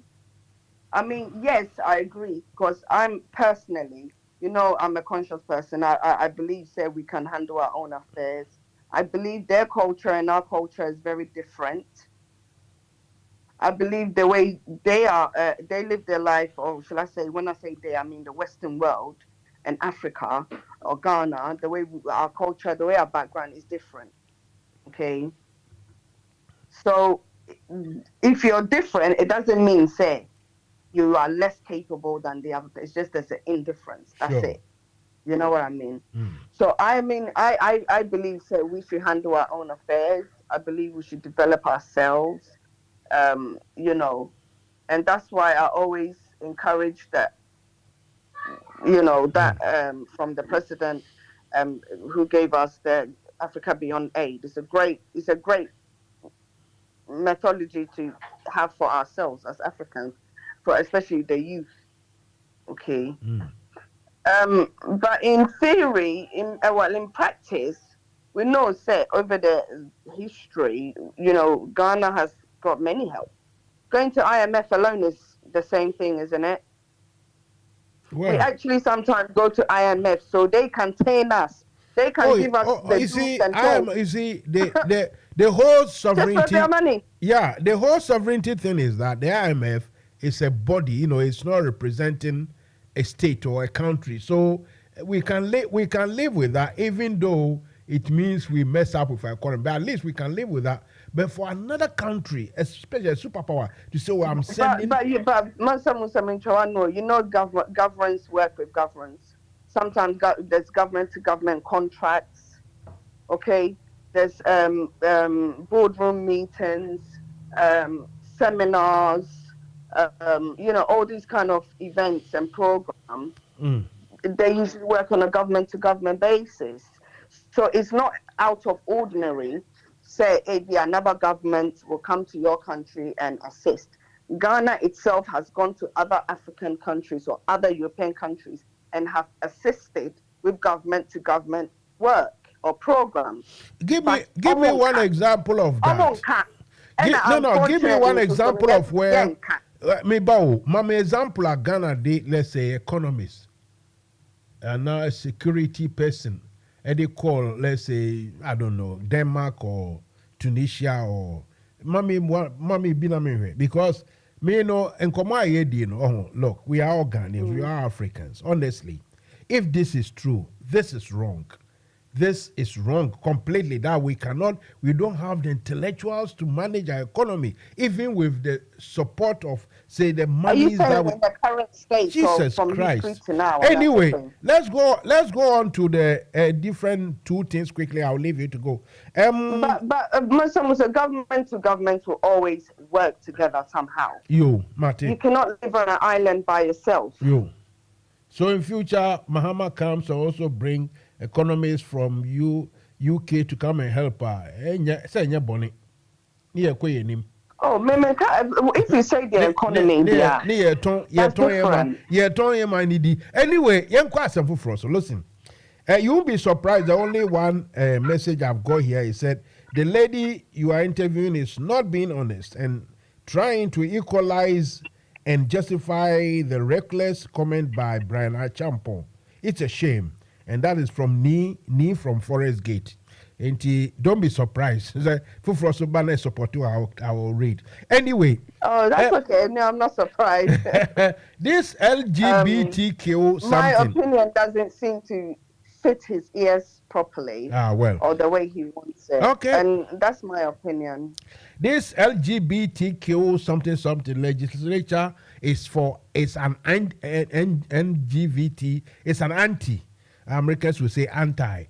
Where do you stand on this? Oh my gosh, Mansa Musa. We're very sensitive. Country with this particular. We ain't I never know. I'm only joking. Well, I know I will say as Africans, you're standing strong. Because I've said, your culture and your history are different. And so I never and at all. Because it's catastrophic for the future. It's catastrophic for the future generation, even for us now. in so many ways. One, or health, so many things. Huh. And I think as Ghanaians, say in Pennyfono and to me and stand here against it the way we want it. We have to be strong to stand against it as people. So I say. But I think in this particular environment, wouldn't be arguing say Nanado and MPP hierarchy they are in a dilemma because in Obianim says no secret that they would like to somehow have good friends from the West. It's a fact. And with this, the people pushing to they are from the West. They are in a dilemma, Anna. Well, madam, I'm a one. Wow, if that's the only way you're gonna have friends, then what's the point of having friends? If that's your friend, then your friend is saying you have to do this to be my friend. Are they really friends? Let me ask you a quick one, and this is okay. You mean that's it. This is this S. Gracia thing when it came on. Didn't buy no Manfredo. This S. Gracia Mahama said, if and when he becomes president again, he will work to abolish it or something. And also, where do you stand? I think Mahama should live by example. I mean, why do you have to wait to become? Live by the example. Cancel your own ex gratia, and then we know you really stand by that principle. You mean? Is it something he thinks that Ghanaians want to hear? But the fact is, he is saying he has not been paid. He said he has not been paid any ex gratia this time around. No, that's what he says. I think corruption takes more money than ex gratia. So personally. That is for me. I totally agree with you. We should be corruption watchers. Minded, yes. That is true. Yes. I totally agree with you. That's what should concern us more. I mean, can you imagine? What can we say? The billions of cities are more than even okay. Ex gratia, no. I mean, sometimes I think some of them, ex gratia needs to be reviewed because the benefit, certain benefits where we can cut costs. Yes, let's review it and cut costs. But every industry that somebody works at, they want some sort of security in terms of yes, that's one. We have to be very careful. I've also said that. You see, we have to be careful not to say someone working for about 25, 30 years should not be rewarded in a some way. But if for politics, the politics of it is that he is saying that okay, now sitting back, he knows Ghanaians don't like, the Ghanaians are angry with these things, so he will work to remove it. Don't you think others like Baumia and the rest too should have asked the question instead of attacking Mahama alone for saying it? Okay, he should demonstrate. But what about the rest of the statement, people who are vying for power? I didn't hear Musa almost say, hey, now Musa Hussein. Well, to be honest, in our current the MPP current administration, you don't really hear people's point of view in certain things that we need to hear the point of view. It's like Tutu Obama individuals or the government and the appointees, they're not speaking the way we need to hear it as a country. Now I'm an MPP member and I'm a communicator. But you know me, Mansa Musa. Okay? No. As for this one, there, we have a big gap in certain things. Okay. That's the kind we need leaders that can educate the people. And in order to do that, they need to come with skills. They need to come with the love for Ghana. They need to come with the mentality. Say, they're going to work to the best of their ability. Now it looks like it's a paycheck. Almost say Chromaha. But we have the first 4 years was great. Okay, it's just the second 4 years that I'm expecting a bit of a turnaround. Even though it's my party, I am expecting a turnaround in performance. And God being so good, there is time for turnaround for performance. But it looks like we're all relying on one thing, which I don't know when it's coming. I presume soon. I mean, I think that if Ghana can maintain it so long, why do we need to go to IMF? And I still maintain that. Exactly what I wanted to ask you, sir. You mentioned corruption. Are you surprised that the billions, monies that even the Auditor General comes out to say they can't find it is misappropriated, or let's say it cannot be, they don't know where it is, or use words like irregularities and the rest in billions. Are you surprised that the president doesn't even refer to this in his comments? He does not ask, someone who is going to look for 3 billion. If we have about 5 billion over the past 6 years, ahira na on kaseo enka under normal circumstances, obeka say serious board of inquiry, serious yehwehwe sa nneomamu. But I say it is normal to him. Are you worried about this? I'm worried for the country as a whole, from the president to the people on the front line when working for our institutions and our government bodies. I'm worried from the top, through the government, through to the people, business owners. People don't have an establishment, but they're still making money right across the generation of the country, telling you. People are not working. I mean, people cannot pinpoint. Every step of the way there is corruption. Yes. You understand? You see, Portia, that's the reason why I like you. You can't do nothing in Ghana without paying a little extra. You see, that is the reason why they're supposed to be doing. That's the reason why I like you so much. That look, people can pinpoint exactly the work they do, whether they've won the lottery, whether they went for a loan, whether they've received some inheritance. People cannot say that, and yet they are now multi-million in dollars in foreign currency, and it is well known. It's in the public domain. What sort of society is this? Mansa is right across the sector. Me say you don't even have to be a government appointee or whatever, right? You just have to be a normal worker, or even your dealings with people. Obesikro no member who sell free abrochi into idea 5 CD for where 20 CDs. That's corruption, mate. Of course it because is. Because Yes. Yeah, the whole society. I bet your mentality. So I say, I bet your way of thinking, your way of doing. I bet your lifestyle. When I hear people always saying, so politicians are corrupt, this, that. So is everybody else.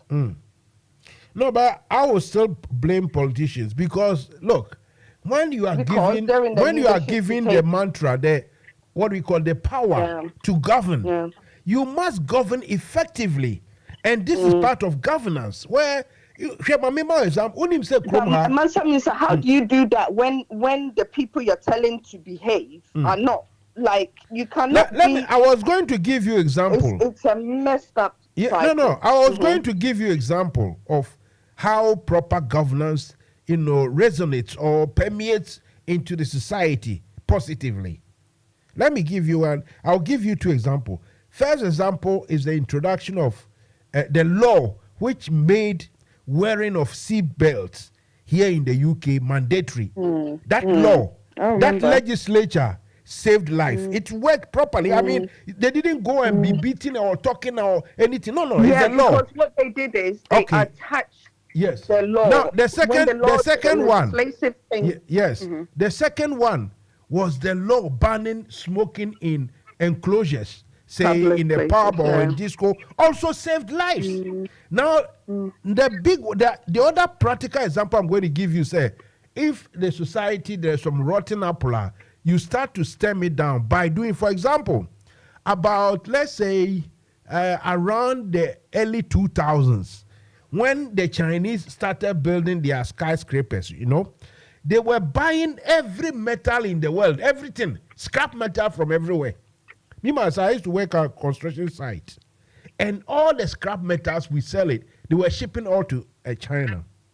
Do you know that? I don't know if you were in this country. It came a time when people were stealing manhole covers manhole covers that were made of, I think either wrought iron or cast iron, something like that, heavy. They were stealing it to sell as scrap. Apart from the fact that they put CCTV, the police and the council combined to make sure that people got arrested and arrested. Apart from that, you know what they did? The government and the council, the boroughs did. They replaced all the manhole, the cast iron, with reinforced rubber. You see, reinforced, what we call it, a plastic. So it became useless to the thieves. You see, this is governance thinking. But when you throw your hands in the air, Ghana for that is the problem. The governance is poor. Anyway, Musa, shall I answer your question when it comes to how the UK they changed the legislation in smoking in enclosed areas? Yes. And going to designated areas. I think that was 2005. Yeah. Right, and then you mentioned about the seatbelt.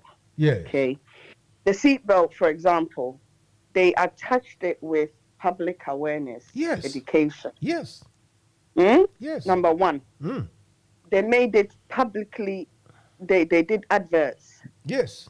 And they attached the advert for the viewer to see the benefit. Yes. They added the whole emotional marketing aspect. Yes. And they said, it saves lives. It saves lives. Everybody wants their life saved. Sure. So they wear a seatbelt.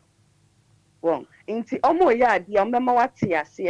Oh, same. So the public awareness is there. Governance. And the education is there. The one word they say we use one is governance. When you are governing, you should be effective. To think. It is not before you become effective, before you become effective, you have to put the practice in the middle, in between. Before the effectiveness is the outcome. We are saying the same. We are saying the same thing, but maybe you don't understand me. All what I'm saying, Ghana, no, it is not only just the politician, but the whole society is corrupt. I totally agree with you. But what I'm saying is, if governance is effective, it will change, positively the life and social activity of the people, of the citizens. The effectiveness of governance means that for the first time, somebody has defied the president. Say Okoye anti-galamse. You want to send a video or just a free stranger be ho. Those people straight away. You put them where they Nanado. The first time I can the podcast say, Nanado, $20,000. If Nanado has come out to say, hey, if anyone doing that, I've investigated, they have been sacked or something, then it sets the pace. Then people will start from there. But when they are seeing that almost everything is like as though Ghana no official behind corrupt since Abanando Baso. It is as though nothing bad has happened. No, that's not true. There's been there's been individuals that's been, I'll do my research, Musa, and I'll bring it to you. Which individuals? That's what I said. I'll do my research and I'll bring you the right information. I don't want to name names. When foreign governments and even diplomats are saying we are corrupt, okay. When individuals and diplomats are saying that we are corrupt, and the corruption is increasing, I believe that special prosecutor and Antiposia, don't deceive yourself. Listen. No, I'm not saying I follow that office. I'm just saying it's there. I'm not saying I follow it. I'm just saying they're there. And they have prosecuted individuals. No, that being there doesn't mean that anything is working. Look, the government has not done anything. May say, when government, some people go barge into a courtroom to go and rescue their member from the courtroom, and those people are left to go. There are so many instances that I'm not Ghana for. You can't say almost they say and that is poor governance, big time. I know you wouldn't agree. Well, there should be also Musro baby because we have constitution, we have a law, and if you break it, you will be dealt with according to the law. I mean, I can't speak for the police as a separate institution altogether. Look, it's no secret that the head of the security of Nanado, they said a man is called Jibril. Before 2016, this guy was an ordinary person. Now he has been able to apparently build a hospital costing $5 million or something. He has built another stadium for some other ground, so in millions. I mean, nobody is asking him how he came about the monies. Just being a bodyguard. Oh. Hey, money. Anyway, listen, Mamile, thank you very much. I know, say you know, in those days, you'll be on the side of the revolution. Unfortunately, we've moved on, and so you've chosen this side. But I think you are one of the outspoken members. I believe in revolution of the mind. Exactly. That's where Ghanaians needs to be right now. Listen, I'm sure you are on the side of those who speak boldly about things happening wrongly on the rest of it, and I appreciate that. I really respect that from you. Hopefully, we'll talk again. Have your rest of the evening. Enjoy your birthday. Thank you. Thank you very much, Mansa. A big glass of champagne on me. A big glass of champagne on me. I will. A massive glass for you. Yo, bye-bye. Bye-bye. Bye.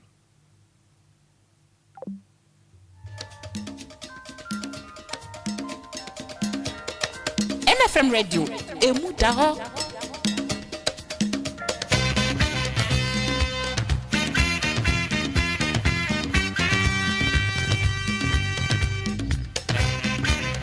NFM Radio, emu daho.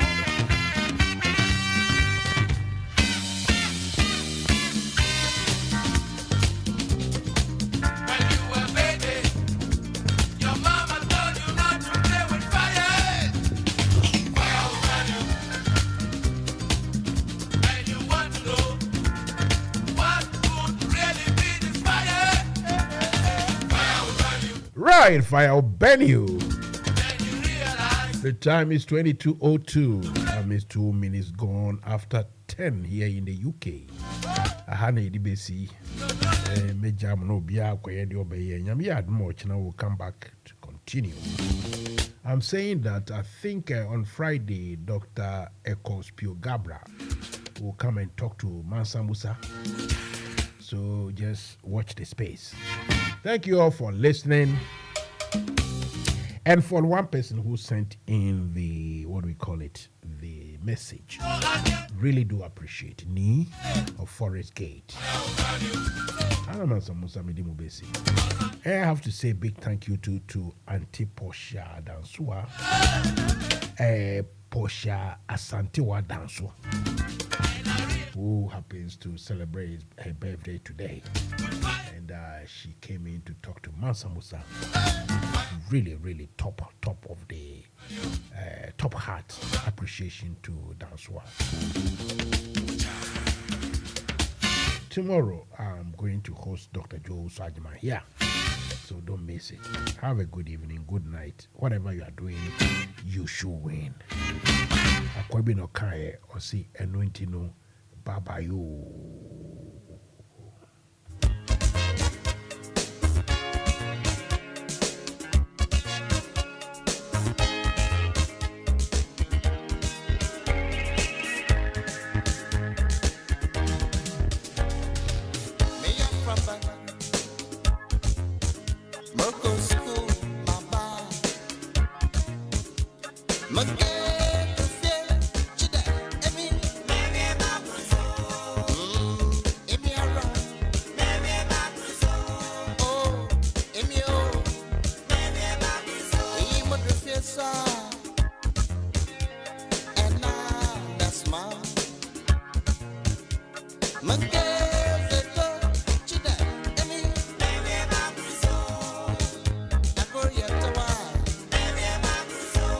Oh